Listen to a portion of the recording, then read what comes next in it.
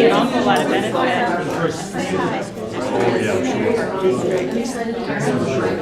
We have the added complexity of parents.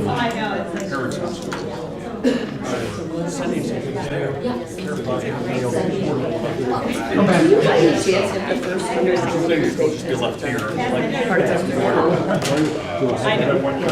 Or do you have a copy? Out there. I had the first so the first book that was in the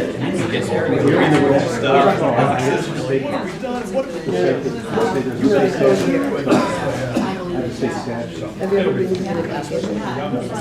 Are you sure? I've never got a copy for anything. So, what do you mean you never got a copy? I've never requested anything. I've never requested anything. But they give us, it doesn't mean it's. I've never gotten anything. I've never made a request. I just got the package. So like, it's a felony. I'm trying to find it. Yeah, who are you? We'd really like to find it. How are you? I didn't know who. So it's a list to take participant property, the founding pages of the saltwater Where's the refrigerator. Right there. I never been past. Yes. Oh, I know you have. Yeah, I'm not. I'm just saying, to get it. No, not that I would. No, I missed you guys too. Thanks for coming. Oh, yeah. I believe you. No, I didn't have a. No. Oh. No, everybody wants water. Make sure not. We're trying to find you. So, I heard it's could you, easy. I don't even know file it. so it's like what our park has found by principles. You really don't know. I can tell you that the state said. I know the state has. Are we efficient? How about that? Very efficient. Okay. Did you call order all done? Okay, see you later. Love it. But I do I just play one of those. See you. like it exactly. Not very good at it. What's your name?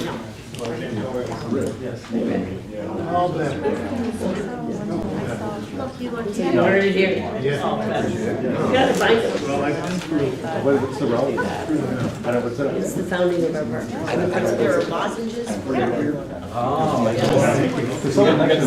Those people brought candy. I think it's 92. But it's the founding principles and somebody has. And someone just took them. So we know when they were last seen, we know someone that.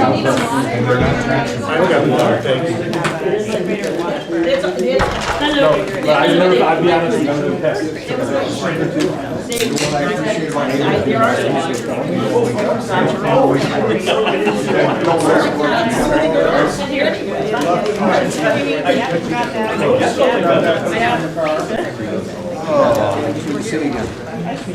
Yes.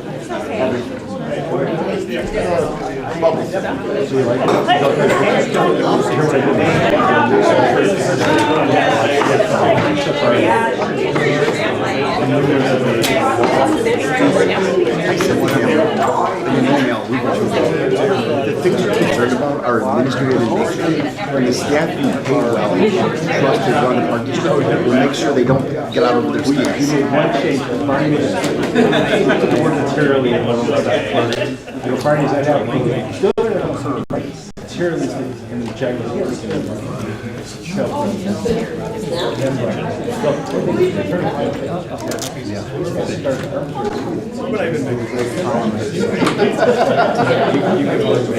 know, don't repeat that. We got it all. We got it all going on. How are you? Well, how are you? Okay, I can't see that. You know how tall you so we're just tired. Sure. This is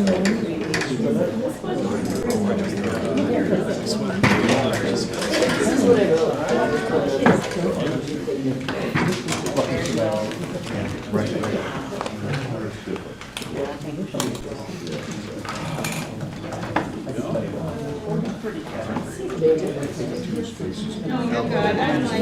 Okay,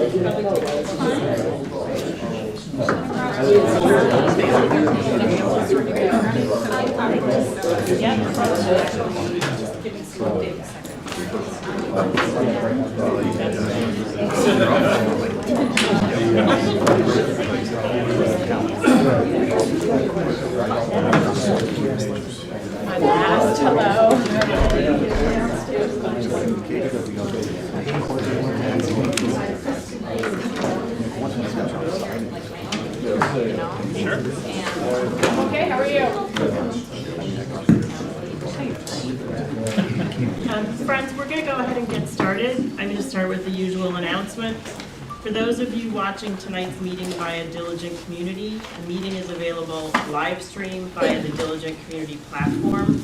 Public comment is accepted in person. A link to the video will be posted to the Diligent Community website immediately following this evening's meeting. To improve the sound while listening to the meeting, please turn up the volume on your computer and turn up the volume on the Diligent Community website. The meeting packet for tonight's meeting is located in the Diligent Community site. For those attending tonight's meeting, bathrooms are located in the foyer through the double doors. The emergency exits from the room are the door behind you or through the foyer. If you haven't already, please sign the white attendance sheet on the table in the back of the meeting room. To improve the quality of sound, there is a boom microphone directed towards the commissioners. The microphone will likely pick up additional audience noise and sidebar conversations. If you'd like to move forward to hear better, please feel free. We usually have space in those front few rows. I'd like to encourage both board members and speakers to observe a 3-minute limit out of respect for the limits that we place on our public comment citizens. And it's not a sporting event.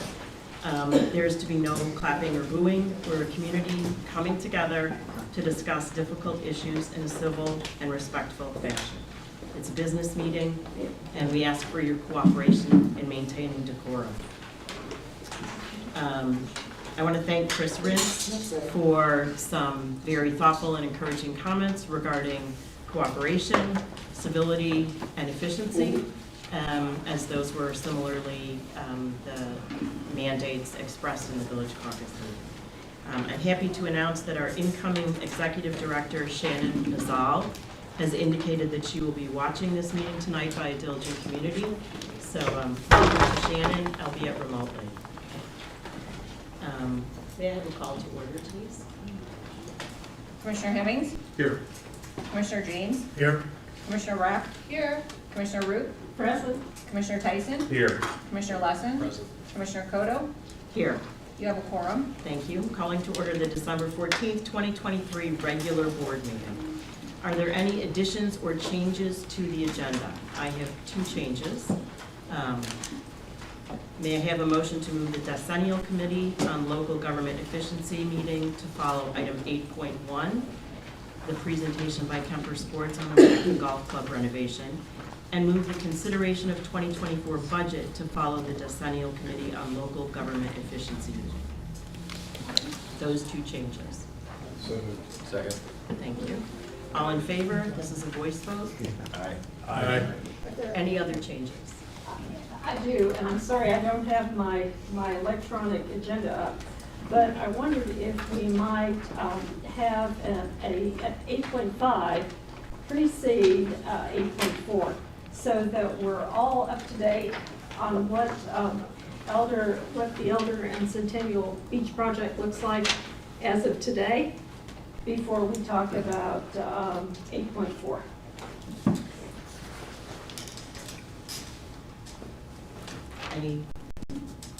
All in favor? A motion? I need a second. So moved. Okay. 8.5 precedes 8.4. Okay. Do I have a second? I'll second. Okay. And all in favor? That's a voice vote? Aye. Okay. So we're moving 8.5 up to 8.4. Okay. All right, the financials. Jim, may I have a motion to approve the November 2023 financials? Second? Second. Excellent. Discussion. Thank you, Commissioner Whitman. The Winnetka Park District's year-to-date financial performance through November 2023 continues to deliver a positive operating surplus. As reported at the previous meeting, the second installment of expected property tax distribution began to arrive November 30th. We received the entire amount as of today, a little over $2.9 million, which is very good news. Interest income and program fees continue to exceed expectations, continuing to offset the expected loss of revenue from golf operations. The year-to-date net operating income has climbed to $1,552,460, and is expected to increase once the remaining property tax payments arrive, which they have as of today. Operating expenses, operating capital expenses, and major capital expenses are all below budget. The combination of lower than budgeted expenses yields a $9,777,168 surplus, operating surplus. Our 2023 revenue projections are tracking to meet year-end budgeted figures, and we forecast year-end operating and capital expenses to be below budget. Thank you very much. Any questions, any discussion? Okay. We have a motion and a second. Do we have a roll call? Commissioner Hemmings? Yes. Commissioner James? Yes. Commissioner Rapp? Yes. Commissioner Root? Yes. Commissioner Tyson? Yes. Commissioner Lesson? Yes. Commissioner Koto? Yes. That motion passes. Excellent. May I have a motion, item 4, vouchers. May I have a motion to approve the vouchers for $737,269.12 as presented? So moved. Second. Discussion? Jim? Thank you, Commissioner. The notable issues for this month's voucher would be the contract payable. As you know, a number of our debt service payments are due by December 1st each year. This period encompasses those. So of these $737,269, over $224,000 of that was debt service payments that have been made. No other significant or notable issues came up. Any other discussion, questions for Jim? Cynthia, did you raise your hand? You know what, since Mr. Keough is here, I want to thank you for the work that you've been doing. I have reached out to John to have a chance to look at that, which we'll discuss later, but as you're here, I just wanted to acknowledge that, so thank you. May I have a roll call? Commissioner James? Yes. Commissioner Rapp? Yes. Commissioner Root? Yes. Commissioner Tyson? Yes. Commissioner Lesson? Yes. Commissioner Hemmings? Yes. Commissioner Koto? Yes. That motion passes. Excellent. Moving on to item number 5, which is remarks from visitors. Remarks from visitors is your opportunity to address the board on any issue. When called upon, please come to the center position in front of the commissioners. Stand at the podium, speak loudly into the microphone, state your name for the record, and speak directly to the board. Per the Winnetka Park District's policy manual, as well as the Open Meetings Act and the State of Illinois Attorney General Public Access Counselor's Office, 2011, PAC 17388. Please keep all comments less than 3 minutes. This is not a question and answer forum, so please do not expect a response or an answer from the board this evening. If you prefer to share your comments in writing, you may use the comment cards, which are available near the sign-in sheets. Any Park District staff will accept your card to be shared with the board. Do I have anyone in the back row? Please raise your hand if you would like to come forward to speak. Please come.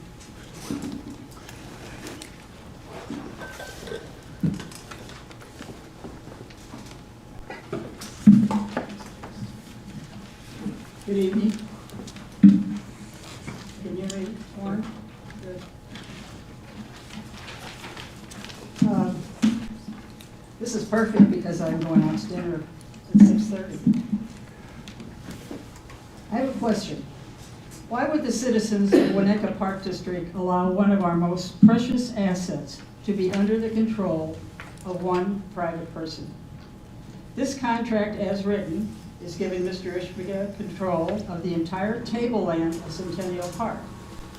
Donations for the WPD are accepted through the Winnetka Park District Foundation.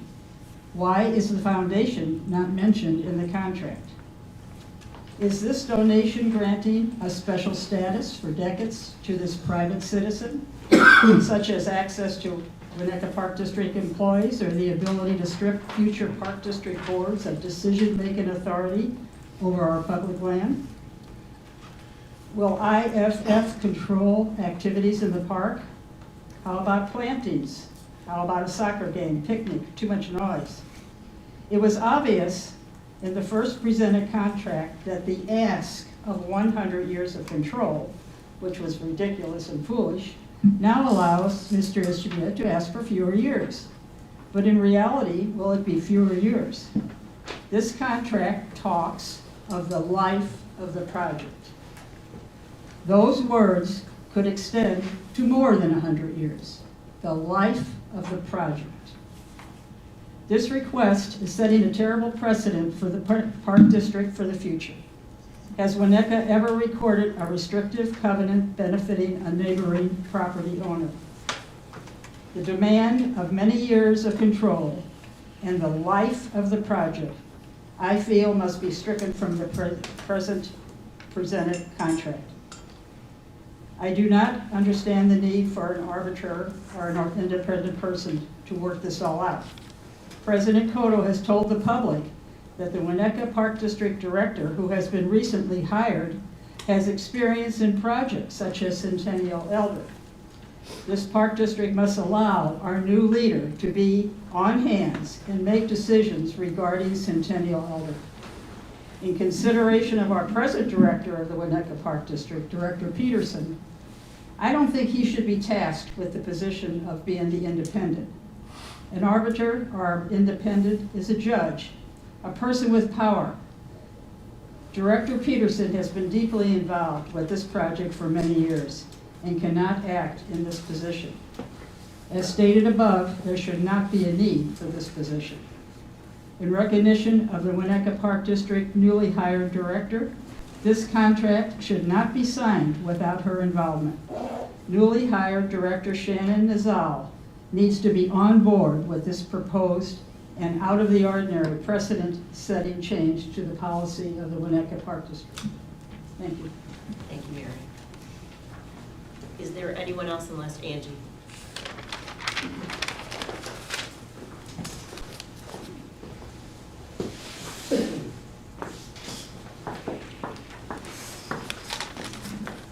Good evening.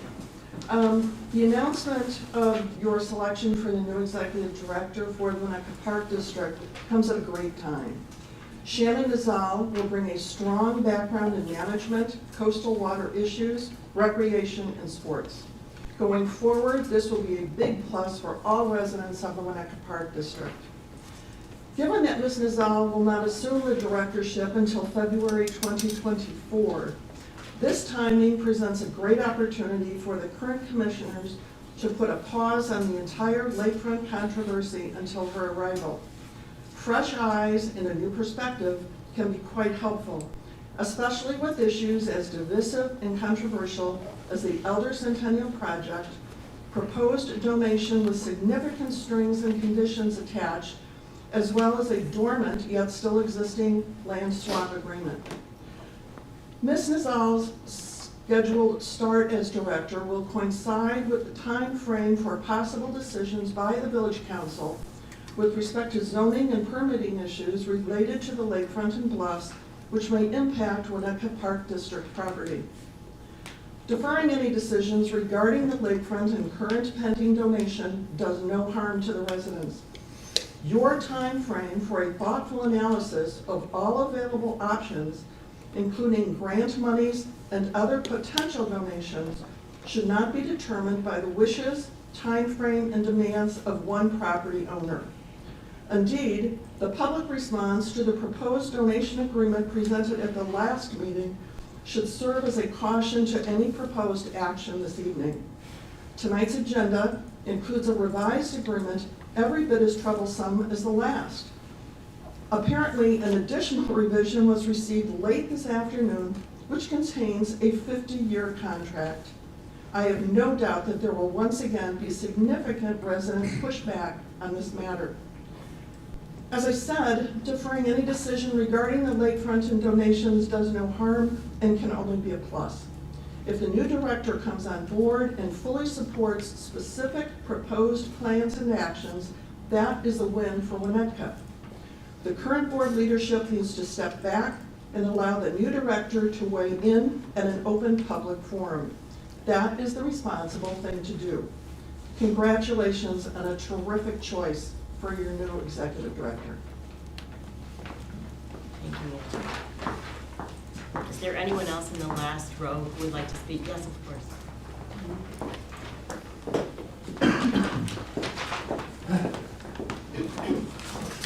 Hi there.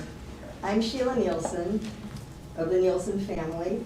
My husband's grandfather, Art Sr., gave the Nielsen Tennis Center. And I'm here because I want to clear up some misinformation that I understand has been circulating about the gift Arthur C. Nielsen Sr. gave to Winnetka. As I understand it, there have been allegations that the gift of the tennis center had stipulations or limitations. Based on my conversations with both Chris Nielsen and my husband Art, to the best of everyone's memory and knowledge, the tennis center was given with no strings attached or restrictions. Arthur Sr. gave the community the tennis center because family members loved tennis, and the hope was that children in the community would learn to play the game that the family loved so much and enjoy it all year round. There were few or no indoor tennis courts back then, and this is one of the first. And Art Sr. played here, and from what our family remembers about what he said, he was sometimes just a little miffed that he'd also given the air conditioning and it wasn't being used. So he donated that too. Apparently it cost too much, they told him that, but he got out when he played tennis because he played at a pretty high level. So, according to Chris Nielsen, the tennis center was totally paid for by the family as a gift to the community. Art Jr. also asked at one point if it would be okay if family members could play for free all into the future, and that did not happen. So I played tennis here, my husband's played here, his uncle, Chris also plays here, Chris Nielsen, and we all pay, like everybody else. I understand there's some kind of assertion also that the tennis center was stipulated to be only for tennis.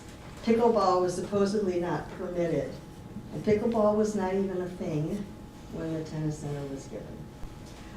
If someone wants to contend there were such limitations, then they should come up with documentation for that assertion. Our family was not aware of any limitations on the gift that we gave. Our family really hopes this clarification helps to end the use of our gift to Winnetka as a comparable for what is happening with the Ishbia situation. Thank you very much. Thank you. Is there anyone else in the last row who would like to speak? Anyone else in the second to the last row who would like to speak? What if we're not ready? Can we come back? Sure. But try not to game it to be last, because that's sort of an advantage.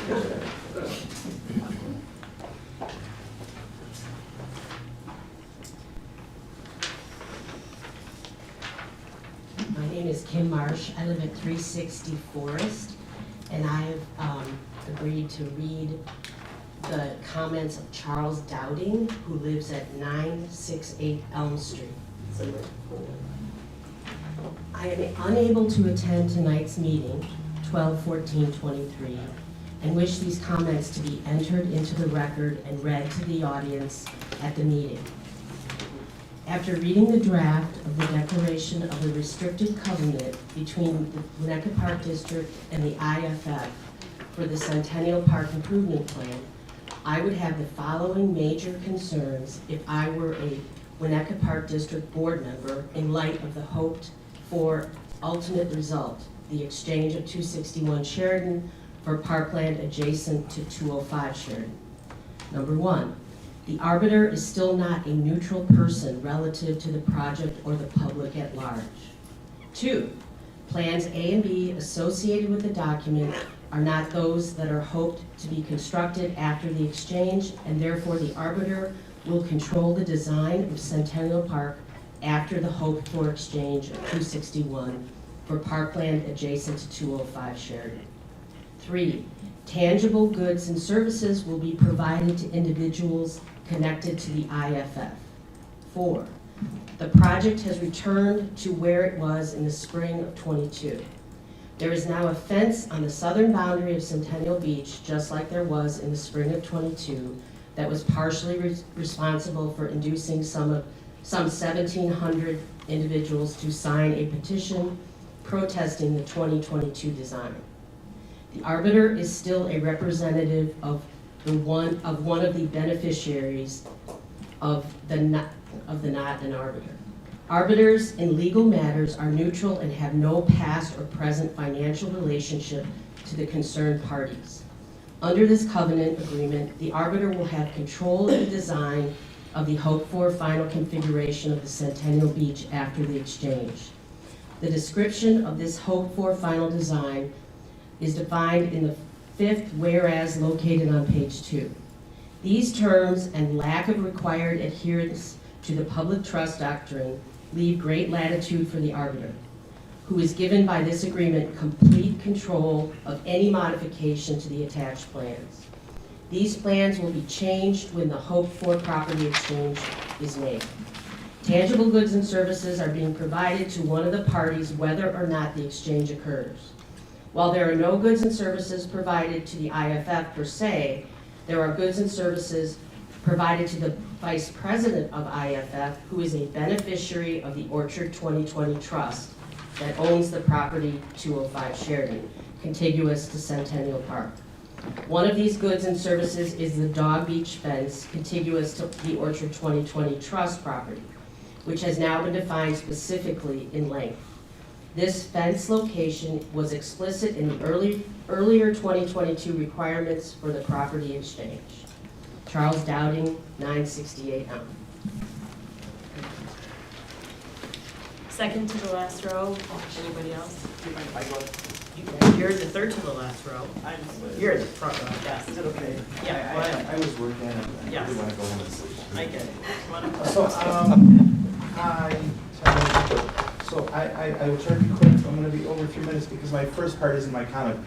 Okay, you guys have been saying 2011 PAC 17388, suggesting that the Public Access Council has somehow said that 3 minutes is a real number.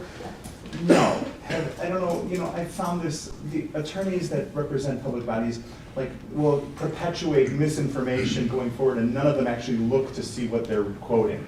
So 2011 PAC 1738 never, did not ever say 3 minutes was a rule.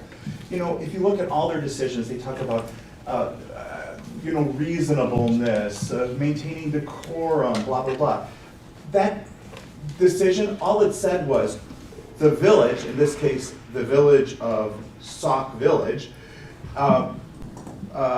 set a 3-minute time limit for public comment. That's all it said. It didn't say that was good, that was bad. The decision regarded answering questions when people asked them. So I don't know if the attorney's seen this. I will leave the actual non-binding determination because you guys are quoting it and it's a fallacy. It's like if we say it often enough, it becomes true, like others in the government. In any case, hi, so Tadeuszchenko. I wanted to talk about this quote-unquote donation. I appreciate the statements that were just made about the Nielsen Tenor Center, and it's refreshing that there is charity that occurs. This donation, lack of a better word, is not charity. This is a payment for a service by a party that, frankly, I don't see how any of us can trust anymore. The new agreement, removes things like the force majeure for the pier. The pier is like the one thing that's never going to be destroyed unless it's hit with a bomb. I don't know of any chain link fence that has lasted 100 years, and to suggest that that's its natural lifetime, or even 50 years or 40 years, is kind of ridiculous. The idea that the walkway is somehow going to be has a natural lifespan of 100 years or 50 years also is a little hard to fathom. And the fact that it's being written in as a permanent feature deprives the Park District and future generations of changes that might be benefit. Who knows? Maybe 20 years from now, there'll be a better way of providing ADA access to the beach that won't require that ramp and that will do something different. But by locking it in, the park district, as has been suggested, loses control over their own land, and it's just improper. In addition, you know, the fact that there could be money clawed back for 50 years. I mean, it's a liability. The park district's gonna burden our children with this ongoing liability. I think, and I have to say it, the optics of the new arbiter are just terrible. I mean, right or wrong, I don't think it's a bad thing, but it's just the optics are just bad. In any case, I just don't think this is a donation. I don't think there's any real intent for charity. I think this is just an attempt to buy what the other party has always wanted, namely an end to the private beach. I worry that going forward, if the land swap occurs, then the fence will, the only way to get around that fence will be up high on the sand, which would then be not public property anymore, and the person might say, no, you can't walk there anymore. I think the time has come to say, you know what, thank you, we need to move on. We can do phase one, we can pay for it, we can proceed. Not everyone's happy with it, but at least it's a reasonable plan, and we should just say, thank you, but we don't need the $3 million. And, you know. And the last thing I want to say is, you know what, $3 million, like, I try to give money away, right? The data shows that the poorest among us are the ones that give the most as a percentage of their income. It's the lowest earners that give away the most money. I try, and I know that I give less than they do. And the data, I don't know what financials of this person are specifically, but these ultra wealthy people are notoriously poor at giving away money. You know, $3 million might seem a lot, but to Mr. Ishbia, I am sure it is like, you know, nothing. And it's a shame that it is held as a public, as a donation. It's just disappointing. Thank you. Sorry, I'm tired. Thank you, Ted. Anyone else? Good evening, Commissioners. My name is Elizabeth O'Brien. Can you talk into the mic? Sure. Elizabeth O'Brien. I'm here from Buffalo Pearlstein. I'm here for my partner, Rob Romanoff. He asked me to read this letter on his behalf. Dear Commissioners, our firm represents a longtime Winnetka resident. Our client has asked our firm to reach out to the Board of Commissioners to express their interest in making an unrestricted and anonymous gift of $3 million to the Winnetka Park District. The gift would be made in lieu of the current conditions that have been attached to a proposed donation for the improvement of Elder Park and Centennial Park and the use of parks generally. Our client's hope for this gift is that it will grant the Winnetka Park District greater flexibility and autonomy in planning the future of these unique public spaces. Our client has no interest in receiving any public recognition for this gift and prefers to remain completely anonymous. Our client intentionally maintains a low profile in the charitable and civic engagement. Their proposed gift is intended solely to benefit the community. We are prepared to discuss this proposed gift in more detail. We are also authorized to provide financial references for the client in order to assure the Park District that the funds for the intended donation are readily available. The financial references would also provide assurance to the Park District that our client has long-standing ties to Winnetka and is a community member whose reputation is unquestioned. Our client's gift would help the Park District start to move on from a controversy that has unnecessarily divided the Winnetka community. The gift would unite the community and facilitate the Park District's waterfront plans without being obligated to a private individual for a century or even any decades. We thank you in advance for your consideration. Please contact the undersigned, Rob Romanoff, if you have any questions regarding our client's offer.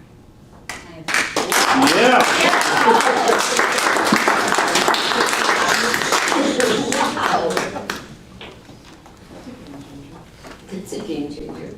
Thank you. So, thank you very much for that. Unfortunately, this item is not on our agenda, so we can't discuss it tonight.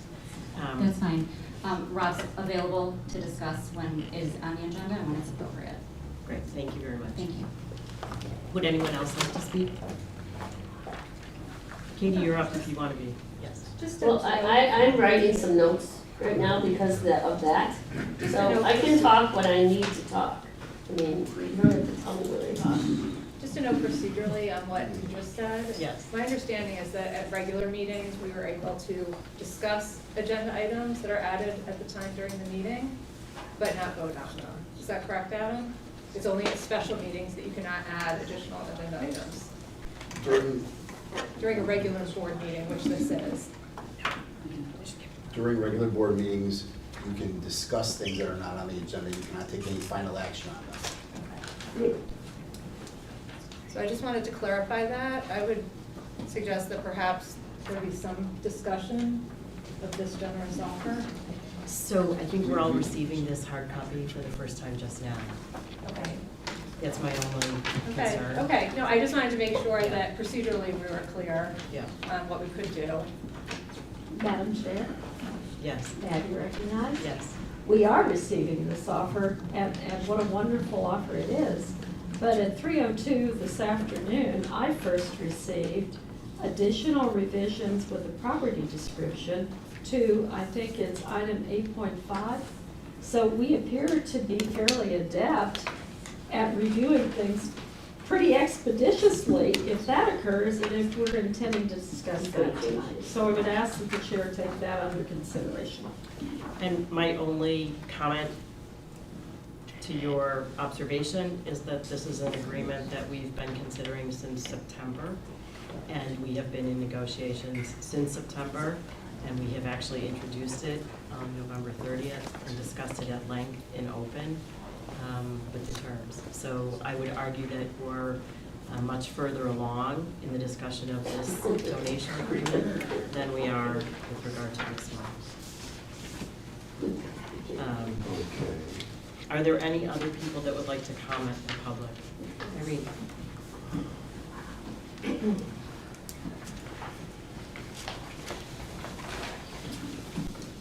I wore my Christmas shirt because judging by the length of your agenda, we might be here till Christmas.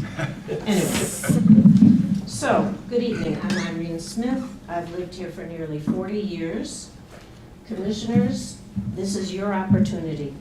Thanks to an anonymous donor, you can now get out from under the oppressive conditions of the Ishbia Family Foundation that they have attached to the so-called donation. Consider this. Now, I must say, I didn't have the time to read your revised email that came out quite late in the day. So if any of this is changed, my fault. But it was really late, and I think the Open Meetings Act could be applied here to send me a new agenda that's packet that's 207 pages long after 3 in the afternoon. That was rough. Anyway, consider this. According to the donation agreement starting on page 97 of your agenda packet, which may have changed, the Ishbia donation will be in two parts. $1 million will be given within 10 days of the Park District's receipt of all permits for the plan which Mr. Ishbia wants, not the plan that we started with. The second $2 million will be donated within 30 days of completion of the project and the arbiter's review that the project is completed according to the Ishbia plan. Now, here's where the agreement gets very sticky. Guess who Mr. Ishbia has appointed as his arbiter? In the terms and conditions of the IFF agreement, it says, quote, John Peterson is appointed as a third-party decision maker for the reasons herein described, the arbiter. Yes, that's right. Our very own John Peterson, director of the Winnetka Park District. John, is it possible that you are also working for John Ishbia? I'm sure you know that no one can serve two masters. You know that quote. Please say you're working for me and for this group and for all of you alone. And then she said, Sorry.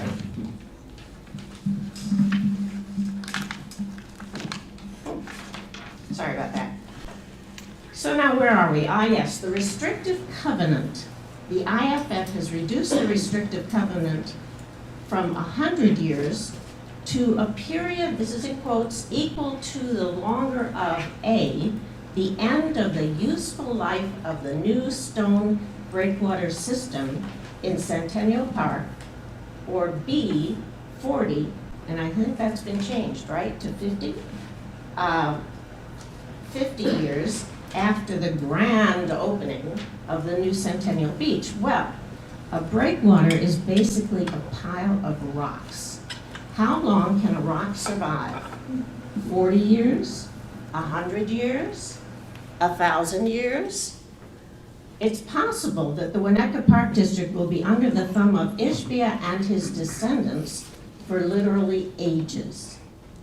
Finally, why is Mr. Ishbia so desperate to give the Winnetka Park District $3 million? Why the restrictive details? What does he expect to gain in trade? The swamp, a private beach, dominion over the park district? Accepting $3 million from the anonymous donor we heard about tonight is like accepting a life preserver. The only strings are that you not accept the IFF donation and you refuse the swap of 261 Sheridan for the southern 70 feet of Centennial Park.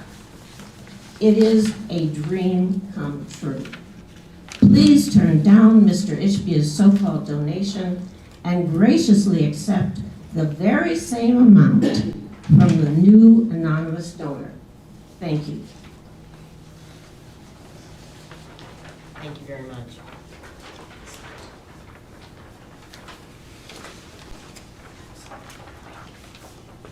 Are there any other people who would like to speak in public comment? Please come forward. I'm Steve Jason. I'm wearing too many clothes.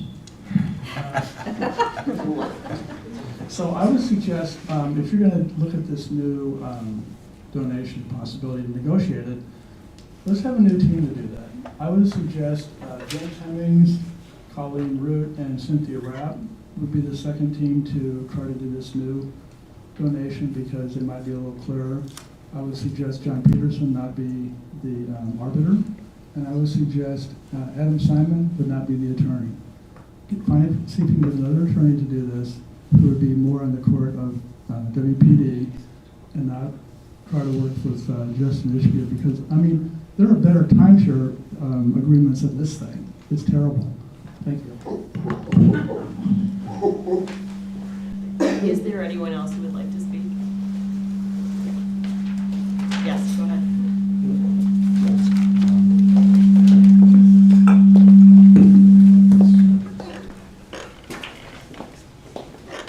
Rick Duran, 530 Sunset.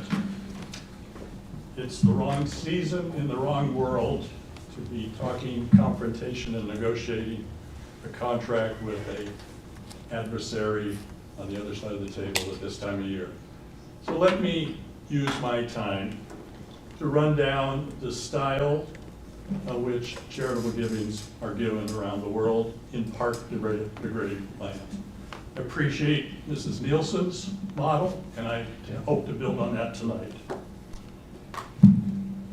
The closest one I know about to the worst person doing the best thing in the world is when Goldman Sachs, in the process of bankrupting a logging company in Oregon, discovered that one of their assets was a third of the landmass of Tierra del Fuego, the island on the end of South America.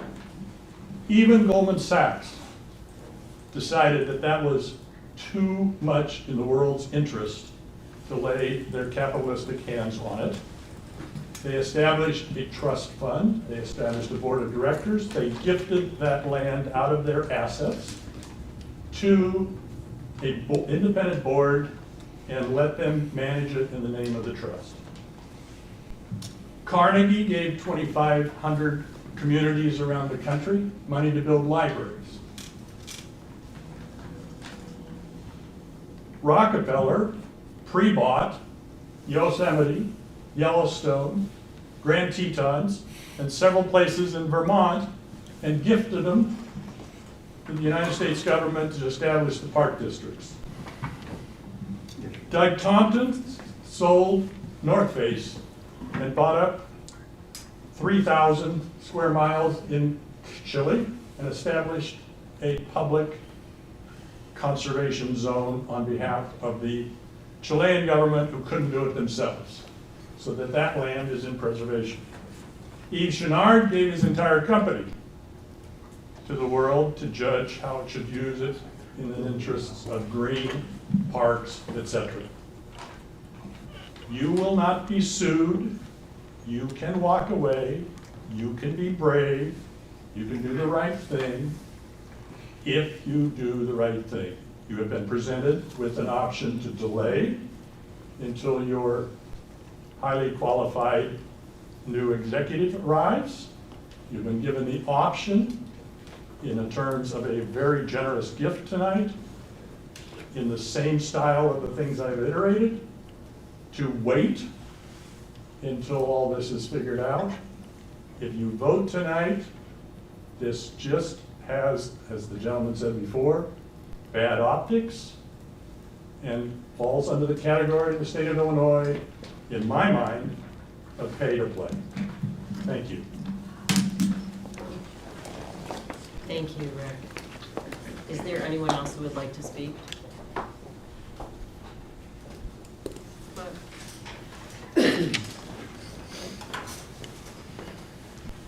Happy holidays. Glad to be here on a December night. Based on what I just heard, I believe you owe it to the public to take this new generous donation with no strings attached. The other deal has sunk to new lows and new requests. 50 years, those rocks, he'll keep changing the rocks until they last 100 years. If he has the obligation to choose if we replace the rocks. Get the park district out of this nightmare. The amount of subterfuge that has gone on with no transparency in any way. The public wants nothing to do with this agreement. I believe what your duty is to us and the public by the law, and I'm going to remind you by the law, is that you discuss this deal tonight in conjunction with your current offer. Why are you working with one individual which has asked for so much for 2.5 years? Set that free. Take this remarkable donation. Now, these are the comments I wrote before. May I remind you that Orchard 2020 not bought next to a park. He doesn't even live here. We have nothing to gain from this. We are here for the public. Our park district has spent 2.5 years and $1 million, so that makes the donation go down $1 million, with nothing to show for it. There has been a twist at every turn, more strings and more requests. Today it went from 40 to 50 years, all which we found out at 3 o'clock. All the while, the public has been consistently telling you the most preposterous string is the control over our park. Our park, our taxpayers, the one that we pay for. One resident wants control over our park. Warren, you said that wouldn't happen. And he gets this for the lifespan of the rocks, and he's going to keep replacing the rocks. There is no benefit to the public. Our beach is broken up. I went to the 3 Villages meeting with all of the heads of the villages. And Kenilworth is less than 0.4 miles away from our beach. Kenilworth hired a real, true coastal engineer and surveyed their village to get the best for what they wanted in their beach. Kenilworth residents said, views and open beaches are what matters, and I think that's what we've said all along. Funny thing, the board listened. I asked about their new plan. On the north side, they have a 78-foot supplement of the groins on the north side, and 125 supplement to the groin on their southern side. At a cost of, are you all ready? $2 million. You're spending $12 million on a dog beach, plus $54 million worth of land alone for the dogs. The dog beach gets typically 250 users in a village of 13,000 residents, and then another 12 million for walls and steel. How can our beach 4/10 of a mile away with the same water, same bluffs, cost $24 million? 12 times what Kenilworth spent, and more than 5 times the cost of Lloyd. All the public gets is a loss of our views and another endless one-sided deal that appears to make the Park District look incredibly irresponsible. This has become preposterous, ludicrous, ridiculous, and I think downright scary that we would ever enter into another agreement that has already cost us $1 million. This is our park. This is ours.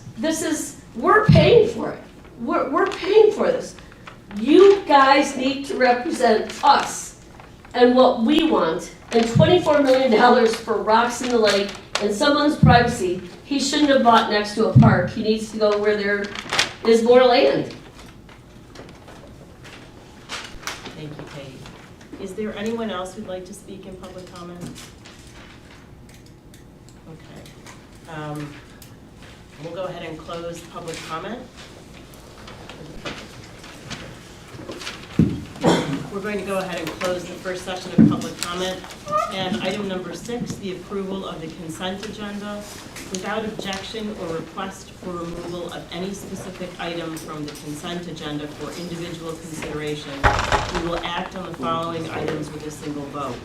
May I have a motion to approve the consent agenda as presented? So moved. Second. Any discussion? Please correct the spelling of Charles Dowding's name. It's listed as Downing, it should be Dowding, the D. And that pertains to which section? Oh, forgive me. That's Do a- okay. Do a search. We'll do a search and replace. Excellent. Thank you. No problem, no Let's problem. go. Cynthia, I think you have it also. Yes, on November 30th, John Peterson has circulated an email with my request to remove that because it states that the minutes from the early period have been found. That is what John said, he believed he had found them, but in looking at the emails, it appears that they are not found. Maybe there's drafts, maybe there's something, but there's still 108 pages missing. So I just want to make sure that that's clear. I was fine with everything else, and it is accurate with what he said in the meeting, but I think it's important that the record is clear that those materials are not there. And the date on those materials was 1904 to 1907, I think. 1904 to 1907. Okay. So I think, if I could add comment, Sure. President Cotto, what was said in November 30th was accurate. That day I had found records that I believe matched with a FOIA request. After review following the meeting on the 30th, it was noted that pages 1 through 108 are not in our meeting minute book from 1904 to, I believe, 1908, but we do have the ordinances 1 through 9 associated with the Park District. So what was said in the meeting is accurately reflected in the meeting minutes. Does that help? Does that clarify? As long as it's reflected in this meeting minutes that we have had this discussion, then I think. Are you good? I'm asking to finish your comment. Yeah, as long as it's Yeah. accurately reflected in this meeting minutes as a follow-on to the other ones. then- And you're good. Okay. Yes, ma'am. Madam Chair, just clarifying this, I attempted to meet with you, Mr. Peterson, this week. You never responded back to me. In the materials that I saw that you distributed in the FOIA, these were drafts. They were not the original records. And so I still am intent, before your departure on January 25th, to sit down with you so we can try to find our original record. So can I respond? So we did have a meeting on Monday at 3 p.m. that I We did. committed to from vacation, and you canceled that meeting. I asked to So- reschedule that Right. meeting because a fellow commissioner wanted to join. But I just want to clarify that I Yes. did set a meeting with you that you canceled.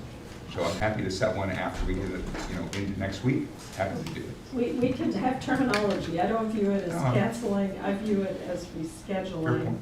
to Whatever you wish. accommodate a fellow commissioner who is also interested in having, so that we would be an economy of time. Just to clarify, these are the draft ordinances from 1900. They are draft, but The- fair point. Yeah. I'll show you the ordinances. Yeah, and these, again, are dated 1904 to 1907. I believe so, yes. Okay, thank you very much. So we have a motion, I believe we have a second, we've had discussion. Should we take a roll call? Commissioner Rapp? Yes. Commissioner Root? Going to pass. Commissioner Tyson? Yes. Commissioner Lesson? Yes. Commissioner Hemmings? Yes. Commissioner James? Yes. Commissioner Proto? Yes. That motion passes. Excellent, thank you. Item number 7 is communications. So there are some articles in the packet reflective of the Ishpia Family Foundation's proposed donation to the Park District. A number of those articles are in the packet, so that pretty much dominates the communications. And these letters were offered up by the donor as an attempt. So the letters actually are in the donation segment of Excellent, the. excellent, sorry, which are not- different set of letters. Yep. Excellent. Sorry, Shannon Nizal's communications, the announcements regarding Shannon also are in the communications, which is awesome. So I can't wait for her to get here. It's terrific. Thank you very much. Okay. Item 8, yes. Madam Chair, I just have one other comment about communications. I was very interested to read the review that we do of our meetings. I don't know what we call it. It was the November 30th brief. Within that brief, there was a complete record of your comments to the Village of Winnetka on Tuesday, November 14th. This included the application for permits for Centennial and Elder. This was before our November 16th board meeting. And within your comments, you also had very detailed statistics on ADA. My reason in raising this is we have, I thought, a policy where individuals who sit on this board may not represent the board unless the board so votes and agrees. So I was somewhat surprised that one, you made the comments that you did on a Tuesday evening before the board saw fit to review and discuss the applications for permit on November 16th, not 2 days later. And then I was somewhat interested to know why your complete statement appeared in the board brief of the meeting of November 30th, our meeting, when we didn't even discuss it on November 30th. So I raised this, we can talk at another meeting on this, but I think that perhaps we need to have better oversight of what goes in our board briefs. So just in the interest of transparency and in the interest of courtesy to the village, knowing that we would be voting on this on Thursday, I felt they should see the same documents that we were given. Our documents went public on Tuesday. Consequently, those documents were all public. The information that I stated was from their public information sessions going back to January. Most of my comments were a thank you, and most of my comments were an articulation of the steep slope pieces. So it was a courtesy to the village of information that was already public, that we would be submitting to them in the course of the permitting process. It was by no means final. It was not presented as final. It was presented as public information that was already available. Can I also add that you Sure. are the president of the Winnetka Park District and you are the official liaison to the village? Correct. I would just like to clarify, though, that in the resolution on October 19th, we authorized staff, underlined staff, to deliver the permits and supply the permits to the other permitting entities, including the village. Mm-hmm. So I personally was surprised by those comments to not have the preference of speaking as a resident, because we had not authorize the board president to convey those permits. We had authorized staff to do so.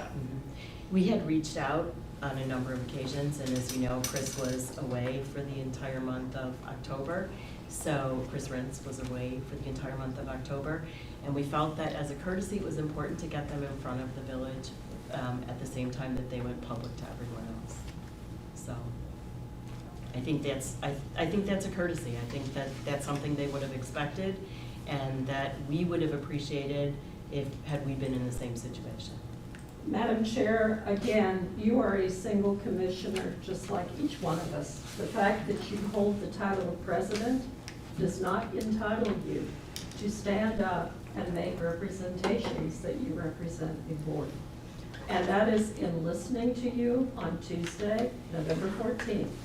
It was quite apparent to me that you were speaking in an official capacity. I would think that we have talked much in the last 2 years about letting staff do their jobs. And I have the highest respect for Costa Catullus, who I know meets on a regular basis with Mr. Bayhan and with Mr. Burnell. And I would have thought it much more appropriate that we honored our valued employee, Mr. Catullus, with his years of experience, and let him be the interface and the liaison. I still felt it was a real slap in the face to the board to have you go and do this before you had even discussed with us. That's my individual opinion as a commissioner, as a representative. So thank you, enough said. I have a comment on a different topic for communications, just regarding the approved drawings, because I know we have been going in circles on this a little bit. I observed in the press that there were drawings represented from September, I think it was 7th, as opposed to October 19th, which is the most recent set of drawings that the board has approved, with the main difference being the placement of the Dog Beach fencing on top of the breakwater.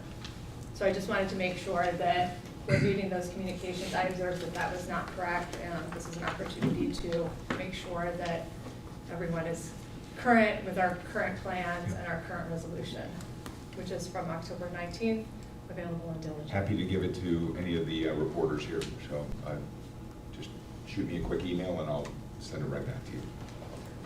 Okay. Unfinished business. We are moving on to item 8.1, which is Kemper Sports update on the Winnetka Golf Club renovation. We have Vince Suarez, and I believe we have your report, right? Yes, Yeah, perfect.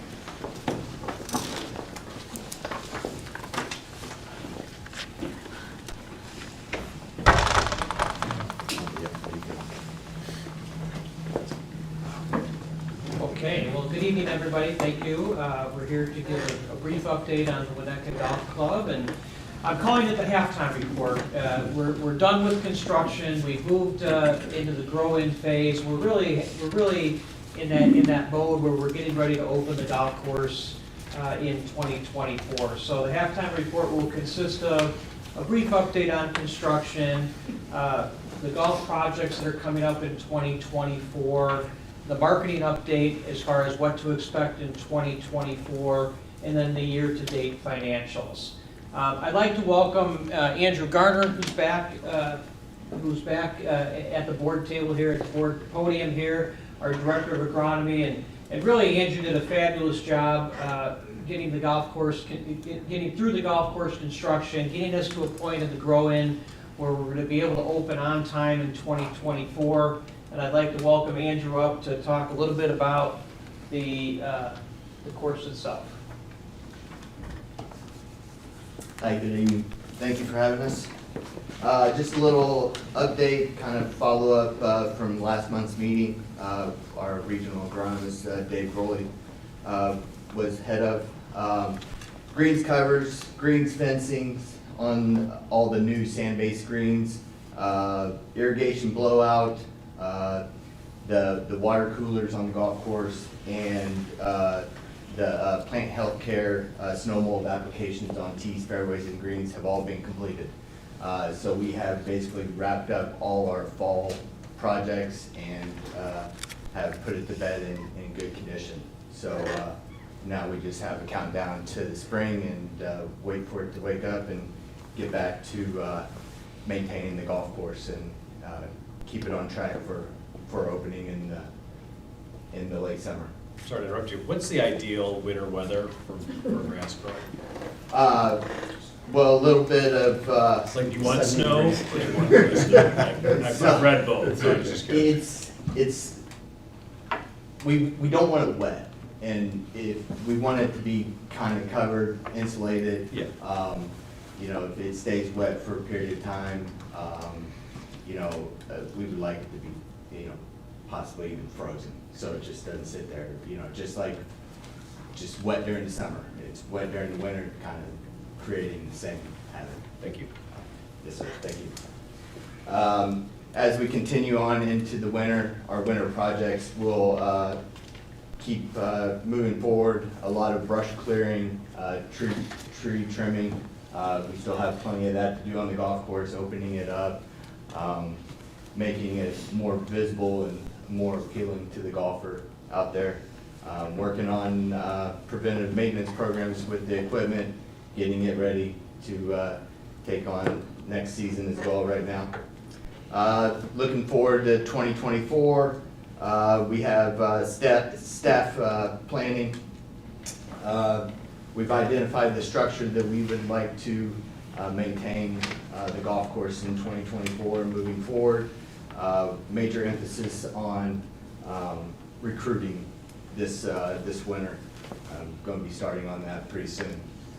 The Audubon Sanctuary certification, along with Kemper Sports Initiative Green to Tea programs, we'll be working on throughout the winter, environmental stewardship and sustainability, both on the golf course and through the maintenance facilities and the clubhouse.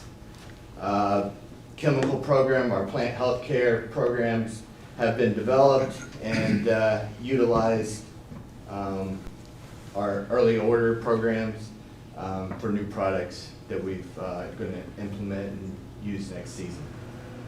Capital projects upcoming here in 2024, the stairs, the fencing around the golf course, the wood fencing around the golf course that has become a little decayed, and the roof on the car barn.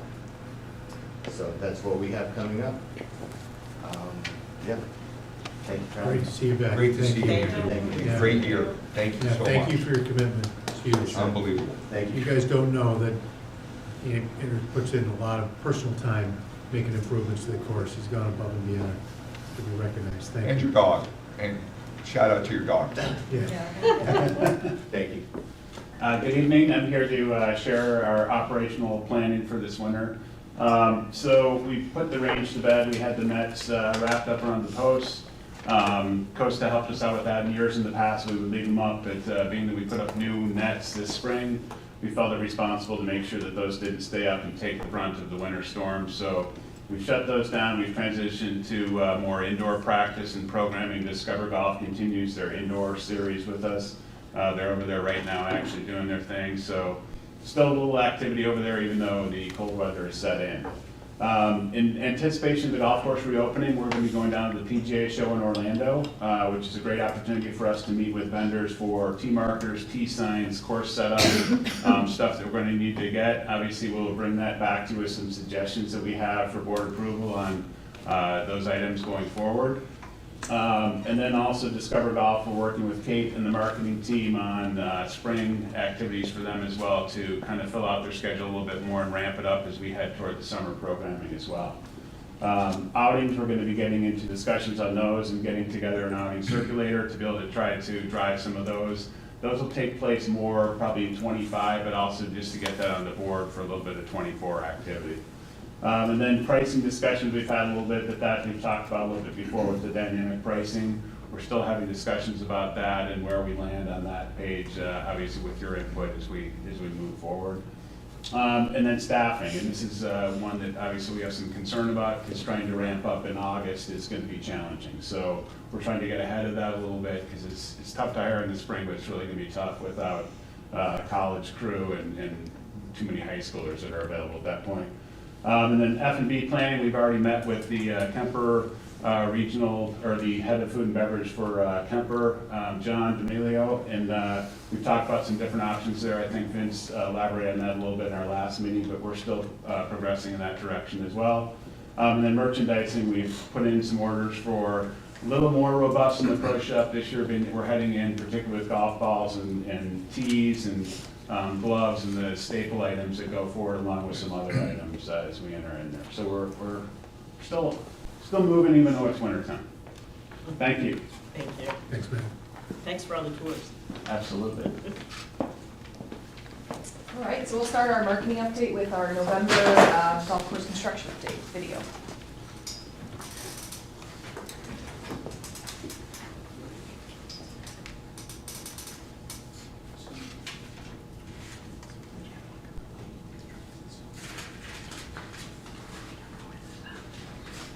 It is just the same music, so.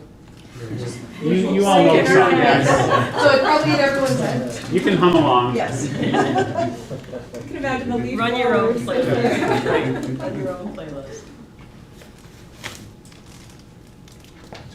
It looks great though, doesn't it? It does. It looks It's fabulous. incredible. I mean, the grow-in is coming along very nicely.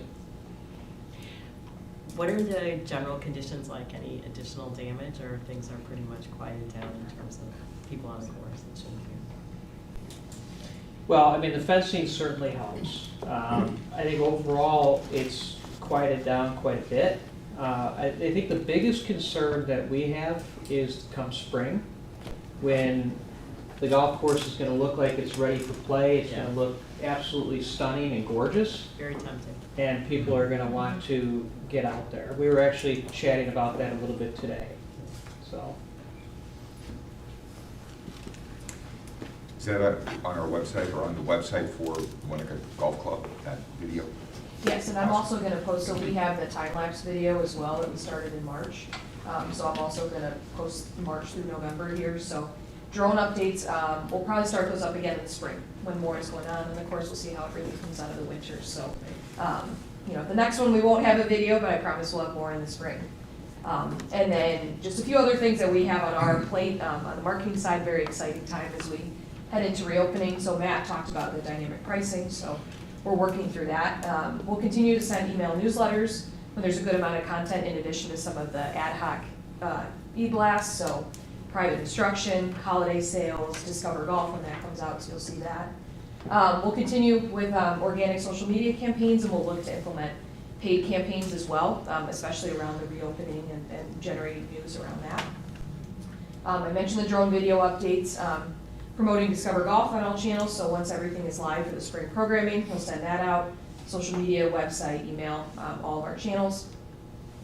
Website refresh, so with our T-sheet transition, we have the opportunity to look at some new and fresh templates for the website. Keith and I were talking about that the other day, so just to give it a little bit of a facelift, along with discussing some additional logo opportunities as well. Community tours will pick back up. Matt and Andrew will start conducting those again in the spring, so we'll advertise those as well. Opening events, so that's one of the exciting things we're planning for. So as we get closer to opening, working with our media team, getting an event planned, grand reopening, as well as getting that out to the press with press releases and other articles. And then just continued cross promotion. We meet on a monthly basis, so we'll continue to do that during the off season to cross promote on all of our channels. So that's our marketing update.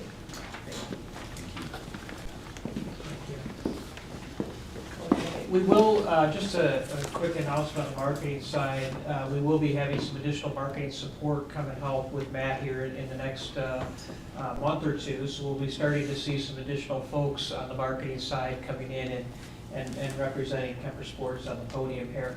On the financial, Mary Kay's not going anywhere, but Deacon has some additional support from her.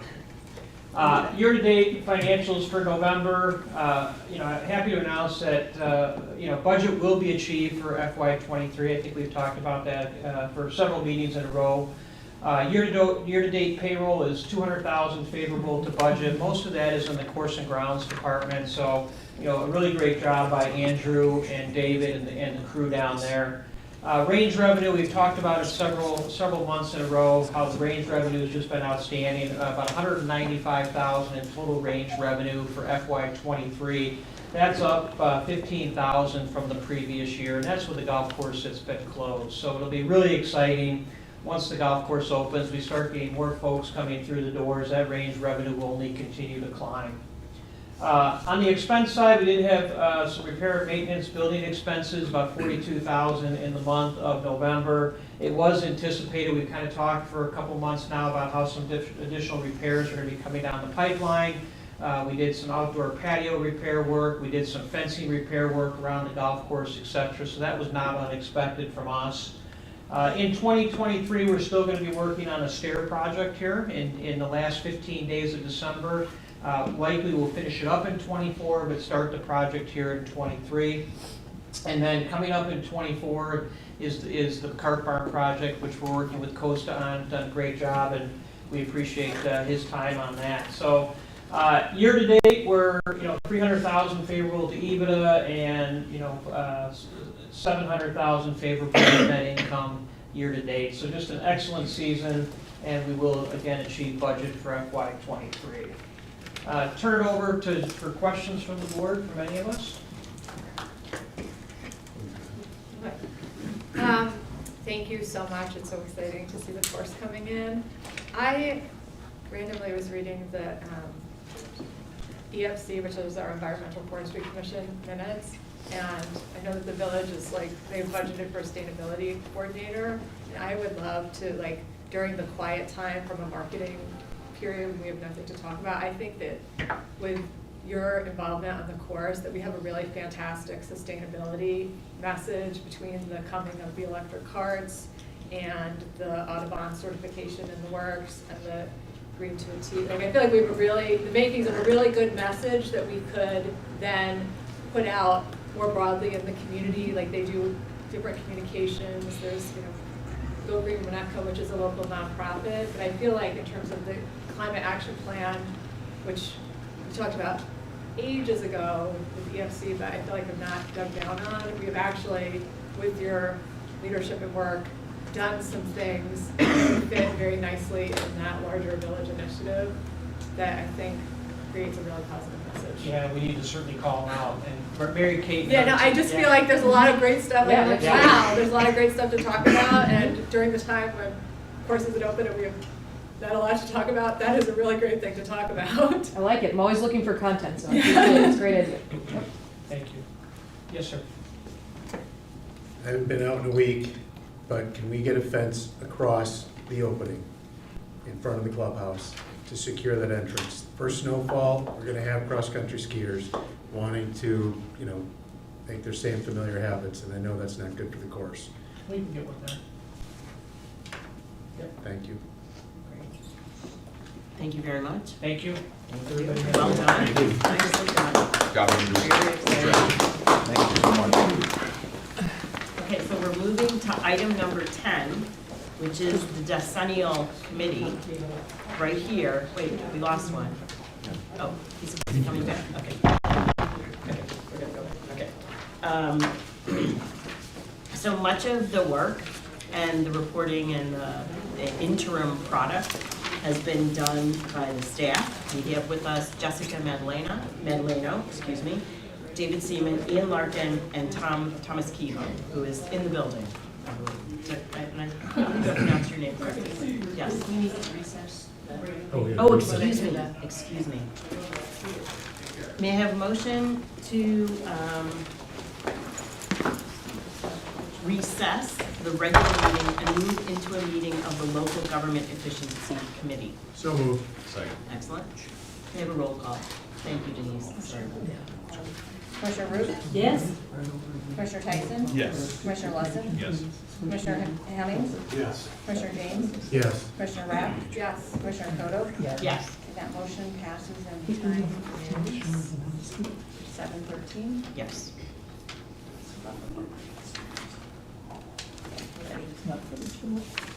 Okay.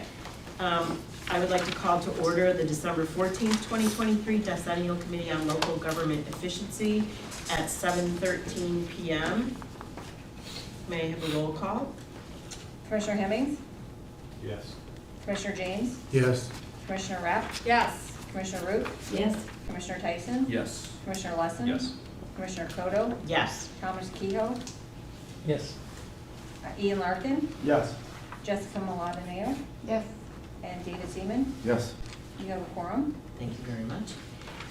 Are there any additions or changes to the agenda? Hearing none, we will move on to the consideration of meeting minutes from June 7th, 2023. Thank you. So the meeting minutes have been prepared for the June 7th, 2023 meeting, which seems like 10 years ago. But those are in your packet, and we're simply asking for the approval of those meeting minutes as presented. So we need a motion from the board and a second, and then a vote. May I have a motion to approve the minutes as presented from the June 7th, 2023 meeting of the Local Government Efficiency Committee? So moved. May I have a second? Second, Eric. Is that a roll call? Yes. Commissioner Hemmings? Yes. Commissioner James? Yes. Commissioner Rapp? Yes. Commissioner Root? Yes. Commissioner Tyson? Yes. Commissioner Lesson? Yes. Commissioner Kodo? Yes. Thomas? Kehoe? Yes. Ian Larkin? Yes. Jessica? Yes. David? Yes. That motion passes. Excellent. Item number 11.4, discussion and review of the Local Government Efficiency Draft Report. Let me turn it over to JP. Yep, so thank you. The draft report as presented in the packet has been circulated to Costa Catullus, to Lisa Kapazinski. I think Jim Crocker, you took a view of it. So staff has worked hard, and I've jumped in pretty aggressively to provide the current draft as presented. It matches with what we're responsible to do within the body of the state act passed in June of 2022, but required of us in June of 2023. We have 18 months to complete 3 meetings at a minimum, but the intent is to move this report forward, and we would love for you to provide comments if available tonight. I'm really thinking it would be a great opportunity for the board members in total, to include the 4 residents, to take a look at the draft report as presented, and if supported by the board, provide comments to Denise and to me that we can then aggregate in a manner that completes the report.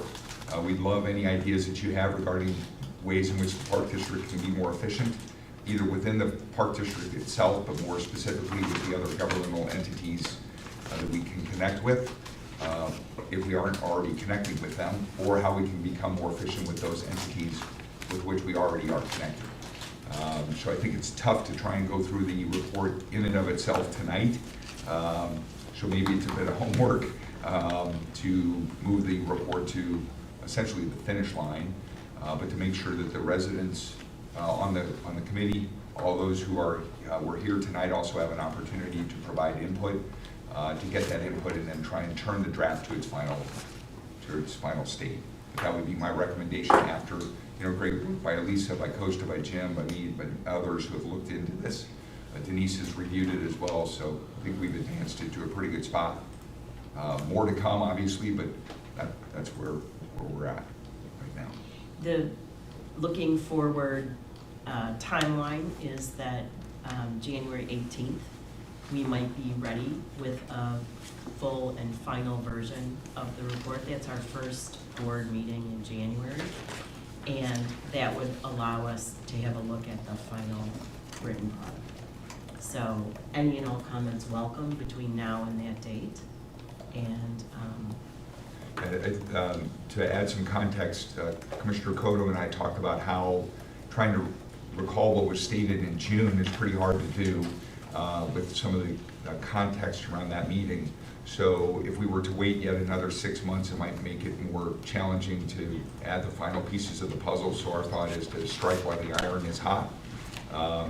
Give you ample time to provide your individual comments, aggregate those, get them out to the whole of the committee, and then try and get this to the finish line accordingly.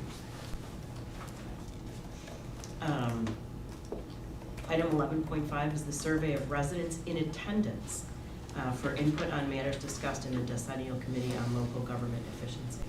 So a copy of that draft report was included in the board packet. Right. Consequently, if anyone present has any comments And Susie Schreiber, you are the resident here. So if you have any, not to put you on the spot, if you have any comments, and obviously those comments are welcome anytime between now and when we're planning on producing a final report in January. No comments? Okay. I'll reach out by email to those residents who are in the meeting tonight to ask for any comments that they might have for the decennial efficiency report. Great. Adam, do I need to read this entire policy statement with regard to how public comments would be made if there are no public comments? Okay. May I have a motion to adjourn? This is item number 11.6, adjournment of local government efficiency meeting. May I have a motion to adjourn the December 14th, 2023? Do you want to, I don't know if you want to do any members? Oh, my God. I'm sorry. I felt that you would raise your hand if you had comments. None of you strikes me as particularly shy and all intelligent, so please. I just think it's important. Staff's done a lot of work. So I'll just say thank you, and I look forward to the Jan 18th meeting. Excellent. Anyone else? Okay. Thank you very much. Motion to adjourn? Now I'm going to 11.6, adjournment. May I have a motion to adjourn the December 14, 2023 Decennial Committee on Local Government Efficiency and return to the regular board meeting? So moved. All in favor? This is a voice vote? Is there a second? Yes. Okay, perfect. There we And go. all in favor? Aye. Perfect. And this is at 7:20 p.m. Is that gonna stick around the rest of the show? Nobody sticks around. Thank you. You've been here for 8 years? Yeah, that's enough. Okay. Thank you for coming. Thank you for participating. Thank you very much. Calls over if you have any comments, okay? Thank you. Thank you. We appreciate it.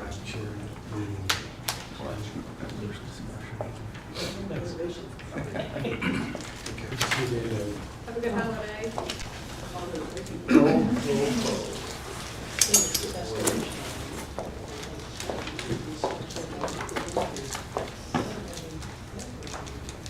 May I have a motion to resume the regular meeting? So moved. Second. Is that a roll call, Anna? No. Voice vote, all in favor? Aye. Thank you. We are now back in the regular meeting at 7:21 p.m. And we're going back to item 8.6, which is budget. And at this point, shall we recess now? No, Jim No, I speaks think- first? Jim speaks first. Jim speaks first and then we go to Excellent. research. Excellent. And just cover. For the public hearing? No, so, all right, so the budget process, as you know, has gone through, beginning in, I don't know, June. We started with the staff and we moved into different presentations in October and November with board input as we moved through that. I think we then made the entirety of the budget to include the PowerPoint presentation, and then we made that available for 30 days, correct? Yes. And then a minimum of 7 days. But we've taken input. I think Commissioner Rapp provided some terrific input on adding some budget materials for the audit process. I think the budget also, Jim, reflects all the compensation-related items for Executive Director Gonzal. Yes.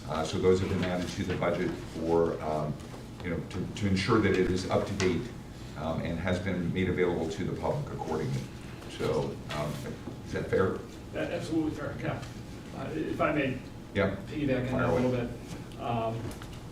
I want to reiterate that staff and I appreciate the collaborative approach that the board took with us to build this budget.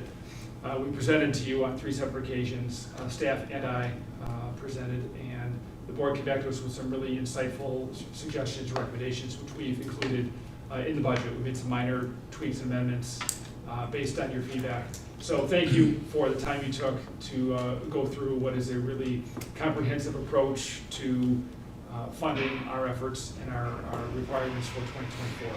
So I want to thank staff and everybody else who helped with this process. I think the commissioners' meeting with Jim was great, right? Whether it's the one-on-ones or the two-on-ones, I think that's meaningful to give you a forum in which to ask very specific questions and for you to make the time available for the commissioners. I thought was very positive, very additive. So thank you to the commissioners. Yes. Now you'd like me to recess? Yes. Okay. At this point, I'm recessing the open session to provide for a public hearing regarding the proposed Winnetka Park District 2024 budget.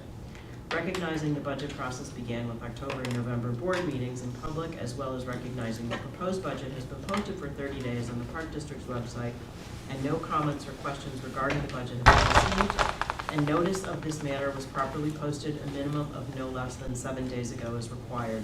Does anyone have any questions or comments regarding the proposed 2024 Park District budget?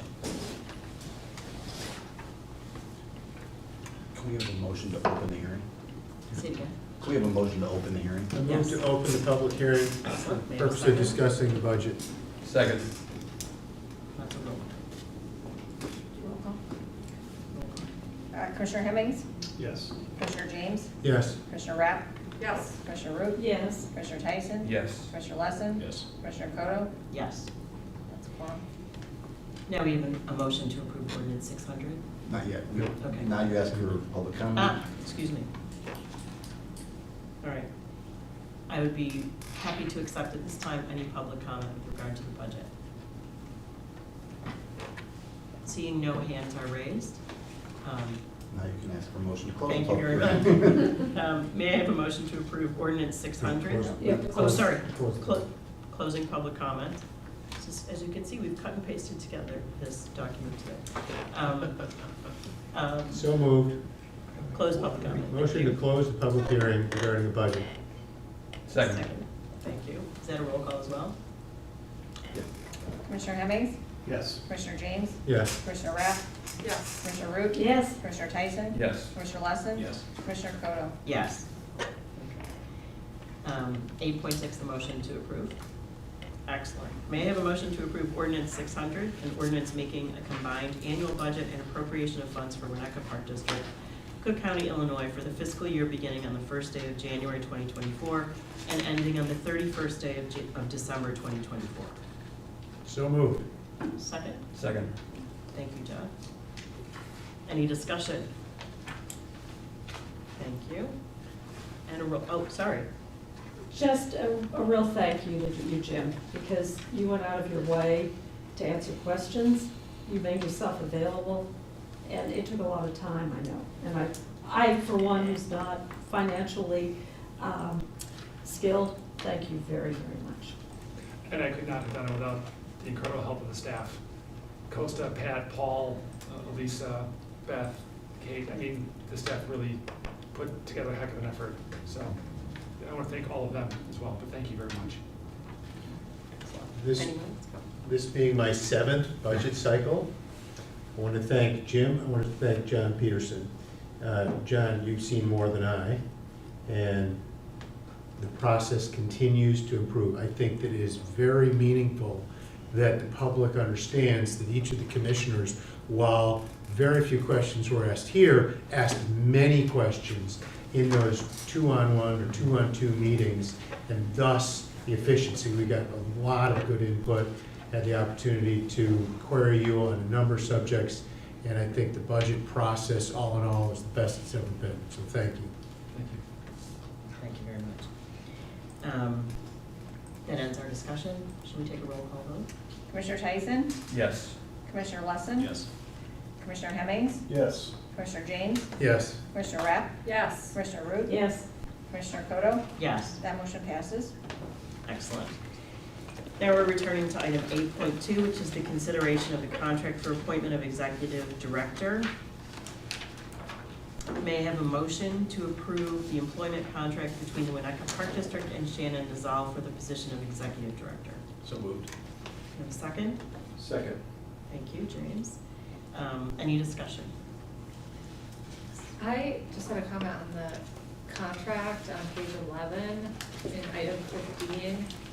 It notes to perform other duties as required or assigned for by the board, which are generally associated with or related to the position of Director of Recreation of an Illinois Park District and within the scope of the general duties enumerated above. I was confused by the reference to Director of Recreation and was wondering if that was intended to be Executive Director in that last sentence. I don't know. Adam? What's your draft? Makes sense Yeah. to me. It's intended to be the director, so yeah, executive director's what's intended. Perfect. Yeah. Yes, maybe, I mean, I feel I just like. We should make that substitution. We should make that substitution. We obviously are bringing in a different director, so. Right. So we'll make that substitution in the final version of the project that we sent. Excellent. Any other discussion items? Oh, just how excited. We're very excited. Very excited. Wave it to the camera. Roll call? I do want to say. Yes. Thank you. Thank Yes, you thank you. for laying out a terrific process, an exhaustive search. Thank you to the negotiating team who worked very hard to get this over the line, and we've got a great, highly qualified new executive director. So thank you to everyone for making this happen. Yeah. Also, thank you, Eric. John, for bringing that Epley Yes. process To into our play, attention. because So that's meaningful. very, Yes. very helpful. Yes. That's a big thanks to Eric, big thanks to Eric Lesson, my partner on the process team, and James Hemmings, my partner on the negotiating team. So both actually leading both of those efforts, so I'm grateful for your skilled leadership. Thank you. Okay, can we have a roll call vote on the motion? Commissioner Lesson? Yes. Commissioner Hemmings? Yes. Commissioner James? Yes. Commissioner Rapp? Yes. Commissioner Root? Yes. Commissioner Tyson? Yes. Commissioner Koto? Yes. That motion passes. Excellent. Welcome, Shannon. Welcome, Shannon. Item 8.3, consideration of the consulting agreement for the executive director. May I have a motion to approve the consulting agreement between the Winnetka Park District and Shannon Mazzal as an independent consultant for the term set forth in the agreement? So moved. Have a second? Second. Excellent, thank you, Jeff. And a roll call. Any discussion, sorry. I think we've already No discussed. discussion. Commissioner Hemmings? Yes. Commissioner James? Yes. Commissioner Rapp? Yes. Commissioner Root? Yes. Commissioner Tyson? Yes. Commissioner Lesson? Yes. Commissioner Koto? Yes. That motion passes. Excellent, okay. Now we're moving to 8.5, Elder Lane and Centennial Beach Project Update, Costa Catulas. Take it away. President Koto, thank you very much. There's no presentation tonight. There's nothing in the packet tonight. This is kind of more just a brief discussion in regards to an update on where things are at. Pleased to announce that we have a meeting on the books for next week to start discussions with the Village of Winnetka as it relates to the special use permit process. So it's going to be a staff discussion. So John Peterson, Rob Bahan, and coordinating staff. So on the village's side, David Schoen, Director of Community Development, as well as James Bernal, the Director of Engineering, along with myself, will be meeting with the village representatives to talk through the steps ahead of us to engage into that process, understand the timeline more specifically, and the steps as we work through the abeyance period. Currently, right now, we are still working through the abeyance period for the steep sloped bluff, as everybody understands. And until that is finalized, our understanding is currently that they will not accept an application for the special use permit process. But nonetheless, being able to research and review the special use permit process thus far, we've already started our discussions internally with the project team to move forward with steps to answer those questions accordingly. So we're already preparing our documents in relationship to what we know is going to be requested of the Park District. And we're going to continue working further as we have our first kickoff meeting with the village next week, and then further discussions moving forward, and look forward to what would be completed at the village meeting upcoming in January, as suggested prior by President Rintz, with the continued discussion and hopefully end of the current period for moratorium. Thank you. For the steep stone bluff and the land consolidation, and then they'll move forward in that process. We have prepared documents thus far to date, and they have been approved for the regulatory agencies. We have those on hold. Jim is actually holding and retaining the checks, as discussed last time. So we have everything ready to go to hit submit when we're ready, and we will do so once we are ready and have submission through the village and have permission from the village. I say permission because we want to make sure that if there are any changes along the way through that special use permit process, we address those concerns through our process and update our permits accordingly as needed. So that's kind of something that's also noted in there. As far as our timeline, we're still anticipating late starting construction potentially in 2024, with wrapping up at some point in 2025. But there are things ahead of us, and there's hurdles ahead of us that are undetermined at this point. So it's only, the best of our knowledge is the best guess in regards to relationship and timing, but we will firm that up. I'll update the Gantt charts and everything that I've prepared thus far in regards to the sequencing of the project accordingly, and track that information as we continue on through the process. If I can answer any questions that the board might have currently on the process thus far, I'd be glad to. May I just ask a question, if we've received the letters from the contiguous owners in support of the applications, and do we have our construction easement across 261 yet? Sure. Or license? We have not received that information. I've had an opportunity to outreach to part of the issue team. They are reviewing that currently. Once that review is complete, I believe their coastal engineer is reviewing that currently. They'll turn back around, review that with the property owner, and then come back with their determination. And I know, Jen, you've been outreaching to our neighbor to the north as well, Mr. Edwardson. Yeah, I've yet to connect with him, but I hope to do so tomorrow or early next week. So that's an ongoing process. Thank you. You bet. Great.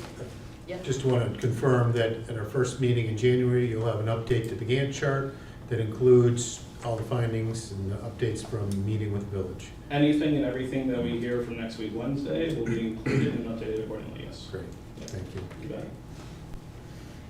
All right. Yes. First, I wanted to acknowledge the really positive steps forward on the website. I feel like we have moved from not having any information to at least, having the ability for people to get to the basic information, namely the permits from our main website. So that was huge and heroic, and I think it's good that we have more access to the more current presentations. I did just have one little question, because I noticed on the website there are presentations dated October 25th.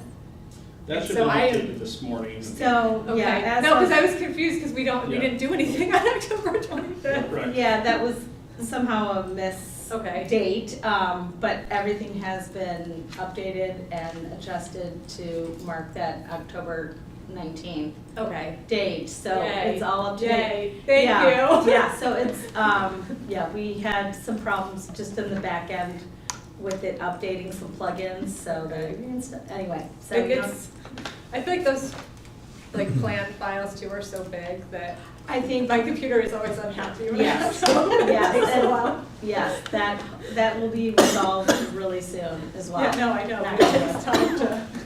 Yeah, Okay, no, but so that's it is good. updated, and hopefully you can view it at this point, but everything looks good on our end. Excellent, yay, thank you so much, thank you.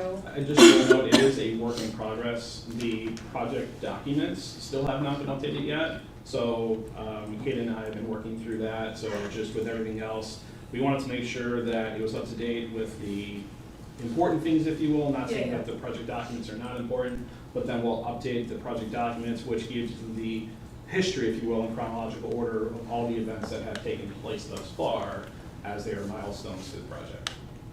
The only hack that I had thought on that was that maybe just including a link to Diligent from there, because then people can start to find the chronological documents, but if they just, Yeah. That might be, save some time, because at the time that we set up that section, we didn't have Diligent.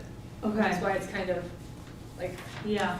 a little bit overwhelming, but now we have Diligent, so. We do have on the Elder Centennial page, it does take you to Diligent. Okay. There's a section, like view previous board meetings, and it takes you directly back, so. But, yeah, that's I'll a hack good around point for some some more. future, Right. for some of the other things that Costa and I are working on as well. Yay, but Yeah, thank so you. just Thank give you. us a little bit more time. Yeah, no, There's that's some great. backdrop imagery that is still incorrect and other things that we're tweaking. Okay, yeah. Yeah. No, but at least the top line, I want to find the Right. current plan. Yeah. For Very apparent, permits. yes. If I could add context, Kate, I want to thank you. I know, and Costa, both of you were out for personal reasons last Friday. And on top of that, there have been, park board highlights, the Winter Carnival. I think, Kate, you were at that with pictures. Last night, you were at the Gingerbread House event. I mean, so many different winter-related programs are going on, and you're capturing all of those from a marketing perspective and working this long, arduous process of updating. So a lot on your plate. Thank you very much. And you're onboarding a new colleague that I know you're Excited about it. That's Yes. great. Yes. That's awesome. Okay, so I think from now we move on to item 8.4, which is the consideration of the donation from the Ishbia Family Foundation. So may I have a motion to approve the restricted donation agreement between the Winnetka Park District and Ishbia Family Foundation, Inc. for the Centennial Park Improvement Plan? Point of order, Yes. motion to table. There's a motion to table the consideration of the donation. Do I have a second? Second. It's a roll call on the motion to table. May we have discussion on the motion to table? Sure. This came as quite a surprise this evening, where here is a letter, and I think it would be, I think we need to carefully consider this alternative contribution, because I have never known a public body to place a 50-year restrictive covenant on a public park that provides a private owner with control over that park. I find it to be something that we have a duty to our public to investigate whether the $3 million that has just been raised is something that would provide a better service to our community, and in listening to the public this evening, would be more palatable to our constituents. If what is offered is true, it provides us with the money that is needed to move forward with phases 1 and 2 of Centennial. And so I think we would be acting in an arbitrary and capricious fashion if we ran through a vote this evening accepting a contribution without at least stepping back, listening to our community tonight. Ms. Dahl, I thought, made an excellent argument that it does not hurt us to do that. And in reaching out and considering what is involved with this new contribution. So just saying, I think that we have a fiduciary duty to do so. Any other discussion? I do know from a communication perspective, you referenced the colleagues in the room. We have received 18 people who are in favor of the Elder Lane plus Centennial Beach project and the donation. Table. This is a motion to This table. is just a Fair point. discussion, yeah. It's just Just discussion of the motion to table. fair point, all right. Knock 'em out. Any other discussion on the motion to table? Okay. Roll call on the motion to table. Commissioner Hemmings? Yes. Commissioner James? No. Commissioner Rapp? Yes. Commissioner Root? Yes. Commissioner Tyson? Yes. Commissioner Lesson? No. Commissioner Kodo? No. That motion fails, or? Motion Motion passed. That motion passed. Motion passes. Thank you. Thank you.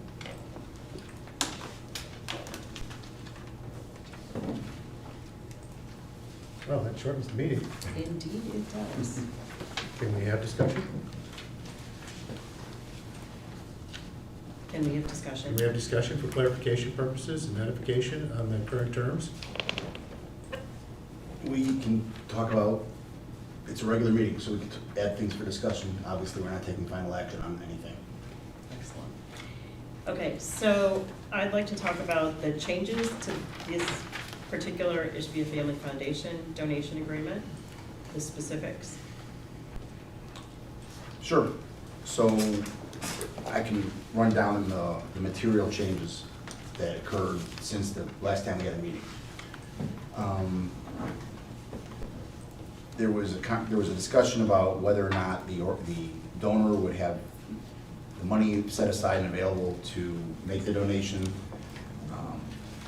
There's a new representation being made by the donor to covenant and warranty that the donor will have lawful access to sufficient funds to make all the installment payments, and that no third-party approvals are required as a condition of making those payments. So they have independent power and authority and have sufficient funds available to make those donations.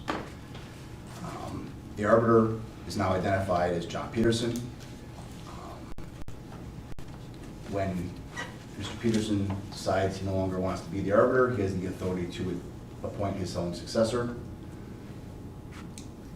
The arbiter is also given authority to engage design professionals to the extent that their expertise is required for the arbiter to exercise judgment, and if a design professional is hired, that cost is split by the parties. Payment schedule has changed. It used to be in 3 installments of $1 million each. It's now in 2 installments. The first installment is paid contemporaneously with the commencement of construction, and that's $1 million. And the second installment is the balance, or $2 million, and it's paid upon confirmation that the as-built project matches the plans for which we receive a permit.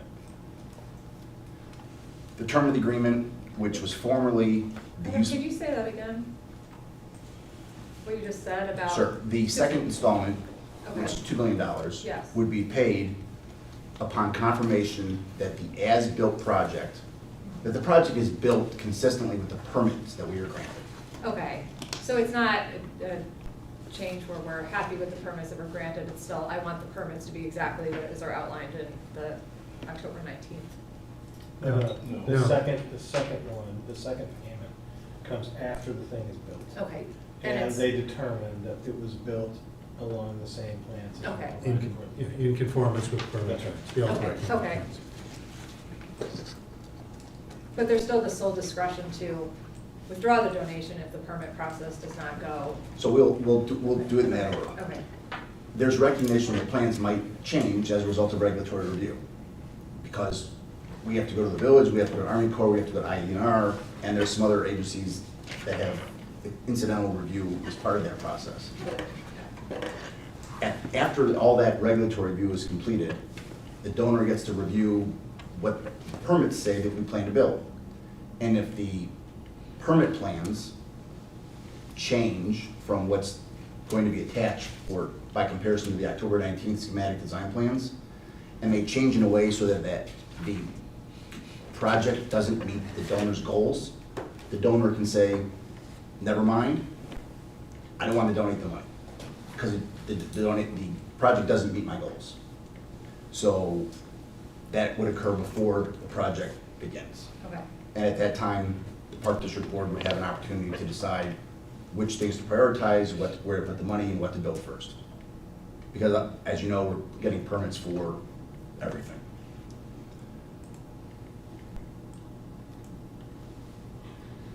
The donor doesn't exercise any special role in the permit, in the regulatory process that he wouldn't have for any other project for which he is a neighbor. You know, obviously, we had some say over the project at 205 Sheridan Road because we're an immediate neighbor, but that's just because of the fact we're the neighbor. This donation doesn't grant the donor any special influence on the regulatory process.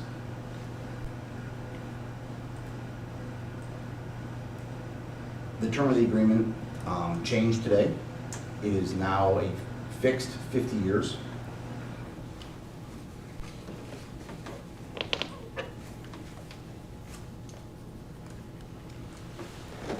In the former agreement, there was an opportunity for the donor to conduct an audit and to require staff to, the Park District to grant staff's time for him to review the financials of the project. That's all been taken out.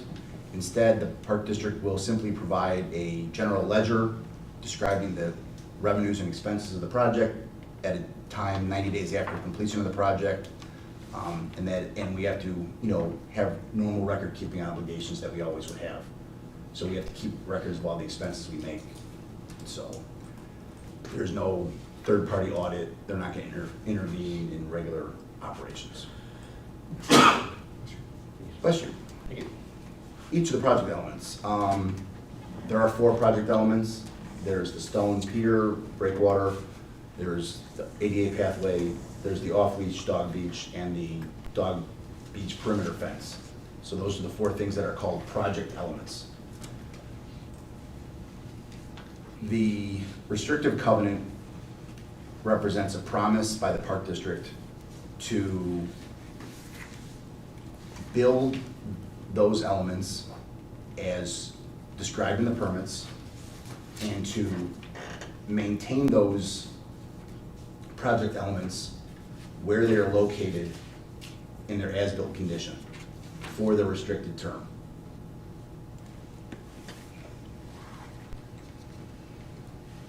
Isn't it correct that the only way to perfect that constraint, that restriction, is to attach it to the deed? So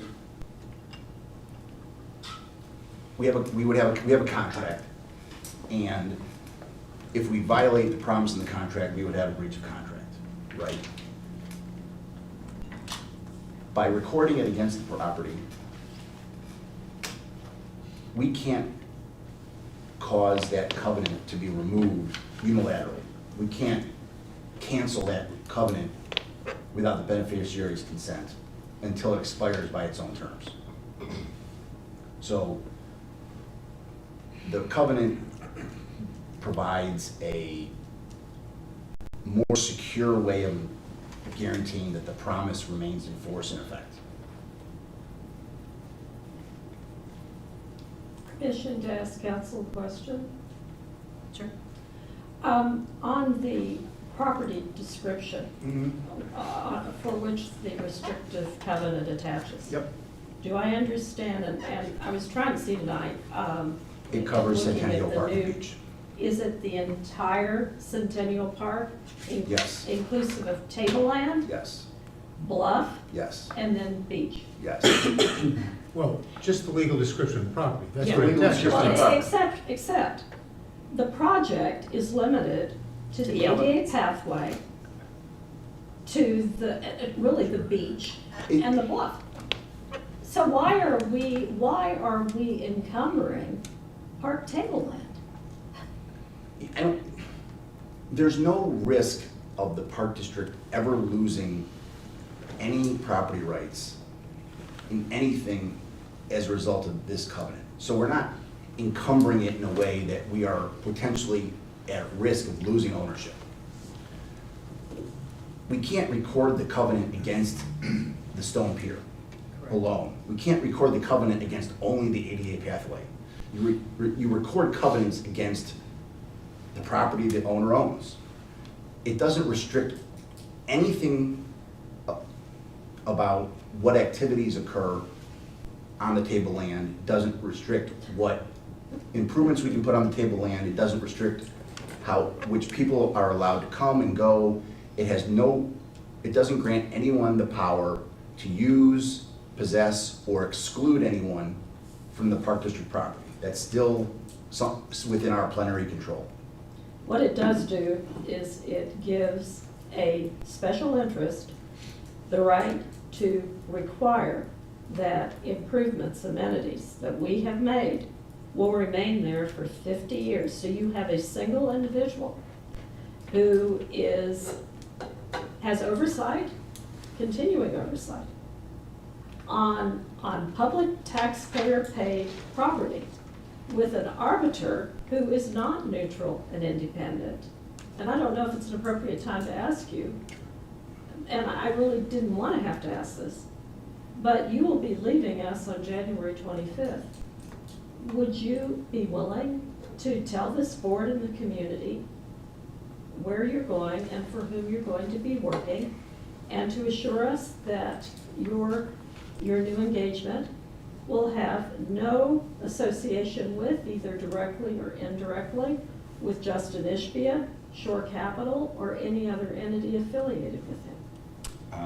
I can assure you that the place that I'm going does not have any connection with Justin Ishbia or any of his direct or indirect holdings or whatever you just articulated. There's no connection. Okay, thank you for that. So, I will just say one other thing, that having John as the arbiter is probably the best person that we could have in favor of the Park District, because he has worked on this project, he has volunteered in this organization, he has volunteered in this community, he has a lengthy reputation, and he knows this project inside and out. Consequently, from my stance, he is not objective, he is biased towards us, in our favor. To further your comment and to further answer your question, I have to sign the statement of economic interest every year, whether I was a commissioner or the executive director. So those statements of economic interest are on the available websites. Whatever I do in the go forward, I can assure you it has nothing to do with Mr. Ishbia or any of his holdings or any of his investments. To Commissioner Cotto's comments, I love this park district. Right? Volunteering as a house league basketball coach may have been my greatest joy. Right? Serving as a commissioner has been awesome, and as an executive director, to be humbly connected with the staff members in this room, some of the former ones who no longer are with the park district, the new individual regarding working with Kate. It's an honor to be part of this park district and to serve our community. So to have been asked to be the arbiter, I thought it was the greatest opportunity for me to make sure what we plan as a park district and what the commissioners approve in the way of a project for Elder Centennial, that it gets done and that I can check the box from an arbiter's perspective in a manner that is commensurate with all the things that we have done collectively as a group and that this board decides. So I can't be more true north in what we're doing. Yeah, you may, and then we'll go back to Adam's comments. Go ahead, unless anybody else has comments. I do. Yeah. I- Lauren and Lauren? Okay. Yeah. Okay. I think the question asked was perfectly appropriate. I think the answer is abundantly obvious. I have the utmost confidence in John Peterson. I think he is an outstanding member of our community, one that has earned our trust and respect, and I think he would make an outstanding arbiter and a fair-minded one, representing the interests of the public. I think that there have been questions asked at the last meeting. I want to recognize Costa Catulus for his outstanding service. Costa, who has been with the Park District for 23 years since he was 19 years old, has risen through the ranks to a position of tremendous respect with outstanding performance and impeccable credentials. So Costa, whatever was asked and answered, I suggest that you are a huge asset to the Park District. I thank you for your service. I want to know that you too have earned our trust and respect.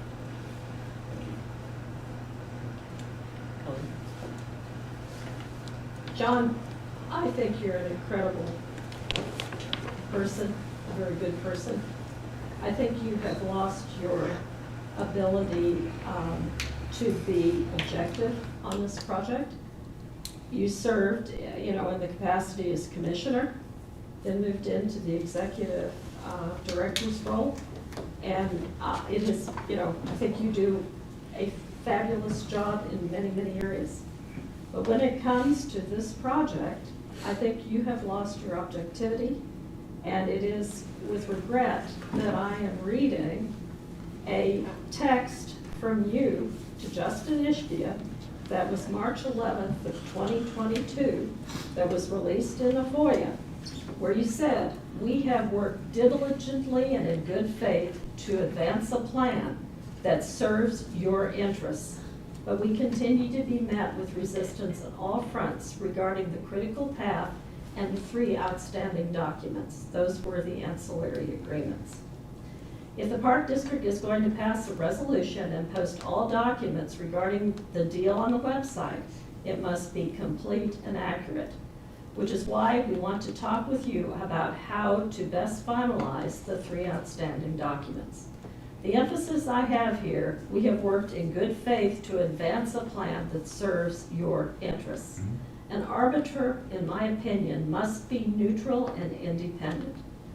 And I, quite frankly, don't think you can serve in that role.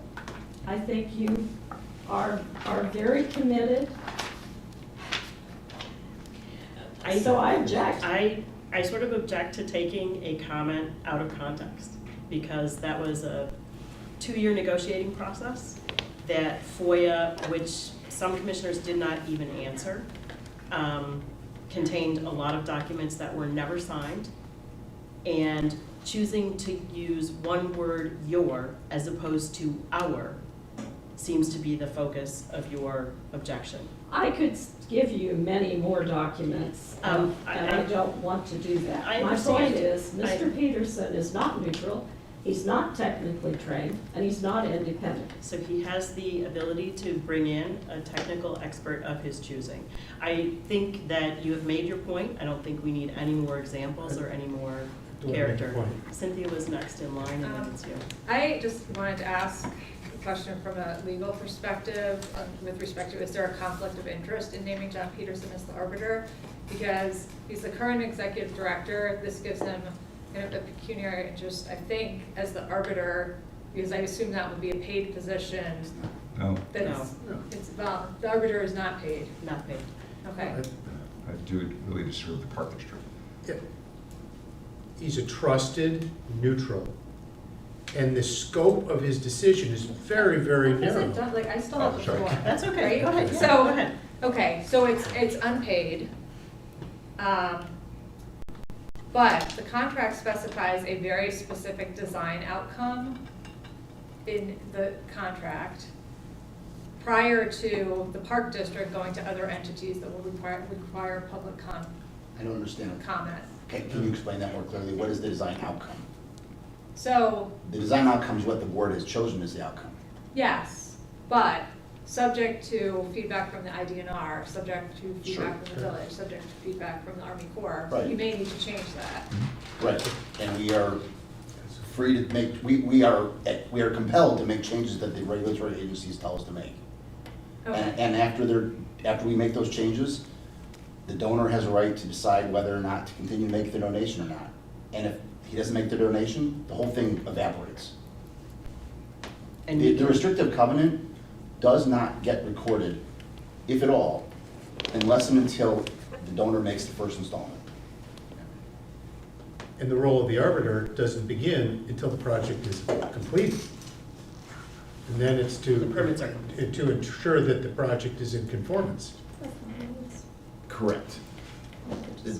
The arbiter's job is to make sure that we have all the permits we need and that we're ready to start, and then that the project as built matches what the permits say we're required to build. Very limited And scope. then, There's no and then, arbitrary, well, after it's built, the arbiter's role is to determine whether or not we're exercising ordinary care in maintaining the improvements. So that means I live for 50 years. We hope you do. You're checking that fence. I'm looking at You're that. 100. One You're hundred. walking that It's the street new checking that fountain of fence. youth. Who would have thought? Yes. In Winnetka. Okay, no, thanks for clarifying, because it was not clear in the document, that was the, Yes, unpaid arbiter. I think that's an important point to make clear to everyone, number one. And number two, the timing of the position of the arbiter does not begin until after all of the permits have been achieved and until all of the designs have been correctly processed through all of the permitting agencies. So if the donor does not like the end result, nothing comes into play, and we simply build less. You can always ask for 100% in the permitting process and simply build fewer elements. That's always allowed. Did you have another comment, Laura? No. Did you have another comment? You did. Because you were I have. after Cynthia. I have some comments. Okay. Do you want me to keep But going? I wanted Yes. Adam to finish. Perfect. Go right ahead. Yeah. Like I said, the project elements are those 4 things I identified. The restrictive covenant requires the Park District to promise to maintain those 4 elements in the location, in their as-built condition, in their as-built location, subject to normal wear and tear for the restrictive period. The remedies for violating the restrictive covenant have changed also. If the park district moves or destroys or authorizes someone else to move or destroy the stone pier, and only the stone pier, there is a provision for liquidated damages for $3 million. Separately, if the park district fails and refuses to maintain the ADA pathway and the dog beach perimeter fence, then the remedy available to the donor is to file action for specific performance to force us to maintain those elements for the restrictive period. There is no out-of-pocket damages in that event. Those are the highlights, and I'm happy to answer more questions. I think Warren was, sorry. Go ahead. Go ahead. Doesn't exclude the possibility of an action for damages. But go ahead. On the other elements. Yeah. I just want to provide a little history of the dog beach to understand its importance and how we got to where we are. As you all know, Centennial Park was acquired by eminent domain or equivalent process in 1969. In 1987, we had a last period of very high water where the bluff was eroding and collapsing into Lake Michigan, and substantial improvements were made to Centennial and Elder, including the steel seawall and the replacement of the eroded bluff, much of which is what you see at Centennial. In 1995, the Park District created the off-leash dog park at Centennial. In 2007, the village of Winnetka adopted leash laws requiring dogs to be on leash. So the dog beach was created at a time that didn't require dogs to be on leash within the municipality. Now they are, as of 2007. The Lakefront Advisory Committee met in 2016, 2015. During our discussions, we contemplated at a meeting that if we were able to unify the parks, Elder and Centennial, that we could move the dog beach to Maple Street Beach. We regularly published minutes of the meetings. Subsequent to the minutes being published, a certified letter signed by Attorney Dan Webb was delivered to the Park District and its commissioners threatening certain legal action should the dog beach be moved to Maple Street Beach. Read strong resistance to the removal and relocation of the dog beach. In 2019, a group of residents led by Elizabeth Lane approached the Park District requesting that we create an off-beach, off-leash dog park. At the time, the Park District was very receptive to the idea, but counseled the group of about 25 interested citizens that to be prepared for significant opposition. Costa and the Park District took extensive steps researching the requirements of an off-leash dog park, evaluating all 27 of our park holdings, in addition non-owned park property, and narrowed the group to 3.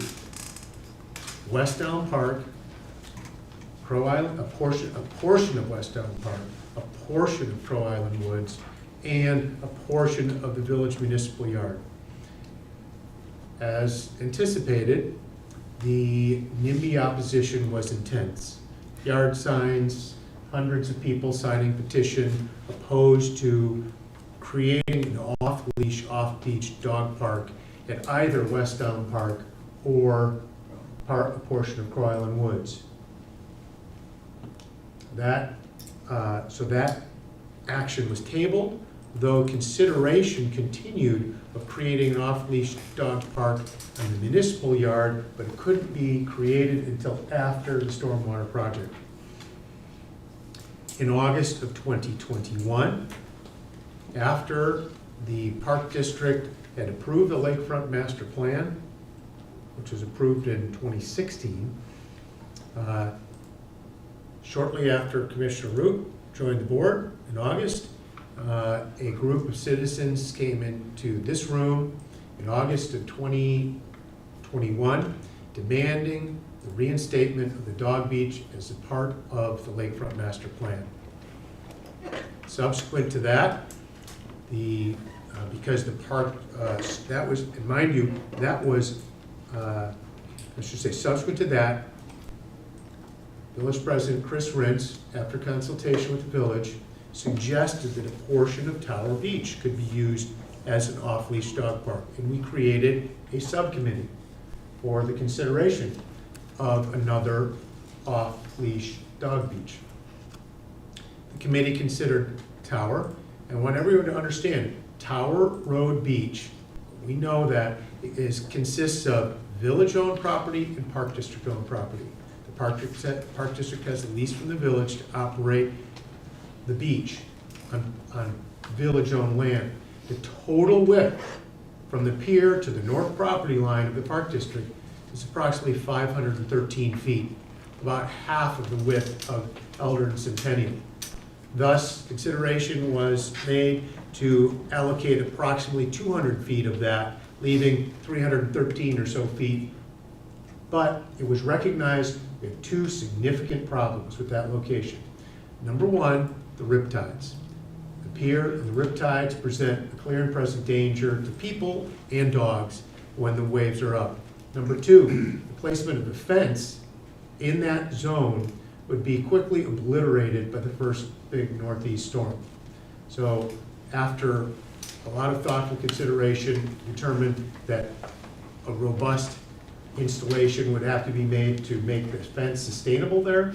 So we retreated back to the location of the dog beach where it is today. With all due respect, I co-chaired the Dog Park Advisory Committee with Commissioner Archibald. Yep. And there was no determination that, by the committee, that Tower would not have been appropriate. And we had the assistance of Mr. Catulus, and we were designing a way to provide a fence that could be placed in the water during the season for swimming, and then pulled out when the season was over, so that there would not be an issue of losing a fence. There was no final resolution by the advisory committee, because while we were meeting during the pendency of this, Okay, I'd like to finish my remarks. Suddenly, You've corrected the record, I'd like to finish my remarks. Suddenly- I'd like to finish my remarks. you can interrupted me. finish, let me finish my sentence. Point of order, I think you have one more sentence, and then Warren gets to finish, because you did interrupt him. So, one more I sentence. did, to correct the record. That's fine, you have one more sentence. And the sentence is, after a negotiation session with Mr. Ishbia, suddenly the dog beach was going to be on the southern end of Centennial Park, and the Dog Beach Advisory Committee had no further meetings, and there was no resolution by the advisory committee on a final report. I recall it differently. I recall taking the recommendations of the Dog Beach Committee and noting specifically that any such fence would be obliterated by the first big northeast blow. Reference was made to Wilmette Harbor. Wilmette Harbor and the Wilmette Dog Beach are protected by a 475-foot stone groin, and the orientation of the Wilmette Dog Beach is markedly different than the exposure present at Tower. Furthermore, Wilmette has approximately 3,500 lineal feet of beach. They allocate 225 for the purpose of a dog beach. We have 513 at Tower, thus 47% or thereabouts would be, if you take 240 feet, would be dominated by the dog beach. So This elected officials brought the matter back to the board, and in October of 2022, a motion was made to amend the Waterfront 2030 Lakefront Master Plan to include a dog beach at the south end of Centennial Beach, subject to the following conditions. Shore frontage allocated dog beach use shall not be less than 107 feet, not be greater than 207 feet. The dog beach area must include a secure boundary to prevent dogs from straying beyond the borders of the dog beach while off leash. The electric gate system be relocated to the beach or boardwalk level to afford public access to the remainder of Centennial Beach, and dog beach boundaries shall accommodate public passage along the lakefront. That motion was passed unanimously by Commissioners Archambault, Kodo, James, Lusson, Rapp, Root, and Seaman, October 27, 2022. And that's how we got to where we are today, by unanimous decision of this board to allocate a portion of Centennial, which is 1,000 feet, from Elder to the south end of Elder, or north end of Elder to the south end of Centennial is 1,000 feet. Centennial itself is 520 feet. We allocated now in the current plan 240 feet for the purpose of a dog beach, with the ability to bypass that dog beach with the proper enclosure without having to go through any gates or any fences. And that is the essence of the current plan. The characterization of the origin of this decision that you feel preempted the Dog Beach Committee was a function of the dog beach remaining in exactly the same place, being neutral. Yeah, and I want to say this. I have a couple additional comments. A couple additional comments to finish. Hold on. To finish. Cynthia has Just her let me hand up finish now. my comments, Well, please. they're long. They are, but they're important. During the negotiations with Orchard 2020 for the original and the only signed agreement, the question was asked specifically, do you want a provision to exclude the dog beach? Because the lakefront master plan called for the relocation of the dog beach in the event the beaches should be united. He said, no, I have no problem with the dog beach. We have, and my summary statement is, we have tried to find locations for off-leash dog beach, off-leash dog park, and meet with resistance everywhere we go, except the south end of Centennial, where it is today. Cynthia, you had your hand up. Yes, I do have comments, and I would like to just talk about some of the points that are made, because I made my own diagram.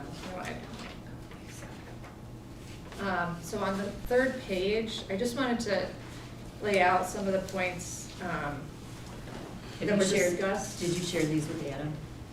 If not, but there's a copy for him that will make it around, and I'm going to share. I've asked again, you can tell how unhappy my printer was in the moment before our meeting when you look at this. And Denise, and I can email you a copy so you have it, so don't feel like you need to. So on the last page, I have prepared. Krista, do you want a copy I can share with Oh, you? sorry. There should be. I have taken the liberty to draw in what this would look like should the property exchange wake up from dormancy, because I think some people alluded to this in public comments. I spoke about it last time, but I think the visual is very important because it shows, you know, how this could end up. Well, let's talk through it. That's why I'm handing it out, so we can discuss it, because when I look at the documents that I have access to, I see this is how it could happen. So I drew in, using the scale at the bottom on the 10/19/23 approved plans by our resolution on October 19, where that property line is approximately. And it's basically lining up right at the end of the steps, which Costa you've assured there's still, you know, a few feet of clearance there, but it doesn't show up because of this drawing is small and the park is giant. But basically, the property line will be at the end of the steps. Walkers will be unable to get to the public trust area close to the lake because of the dog beach fence. So this stretch, should the exchange go through as it's currently constituted, will basically create in my view, a private beach. So that, like, we don't have an easement in the restricted donation agreement. The beach is included in the current property exchange, which is now dormant. And so, should that happen, it creates a private beach.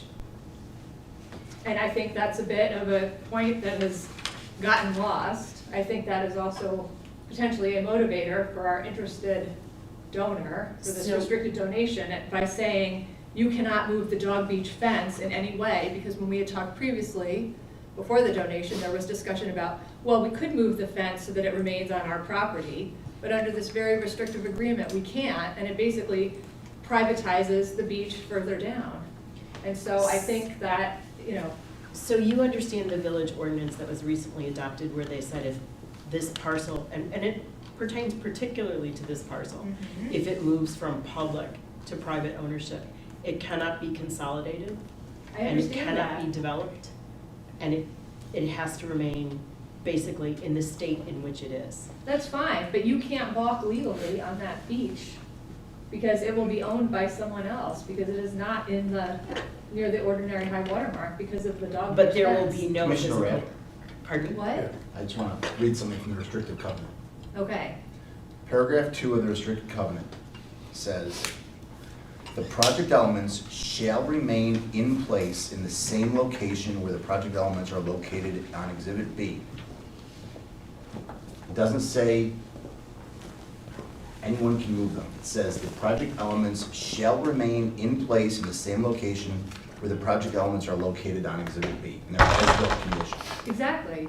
And so that means the donor has to leave them where they are as well. Yes, So will remain a bypass. yes. I know, but you will not be able to legally walk on that bypass because it will be owned by Mr. Ishbia should the property exchange go through.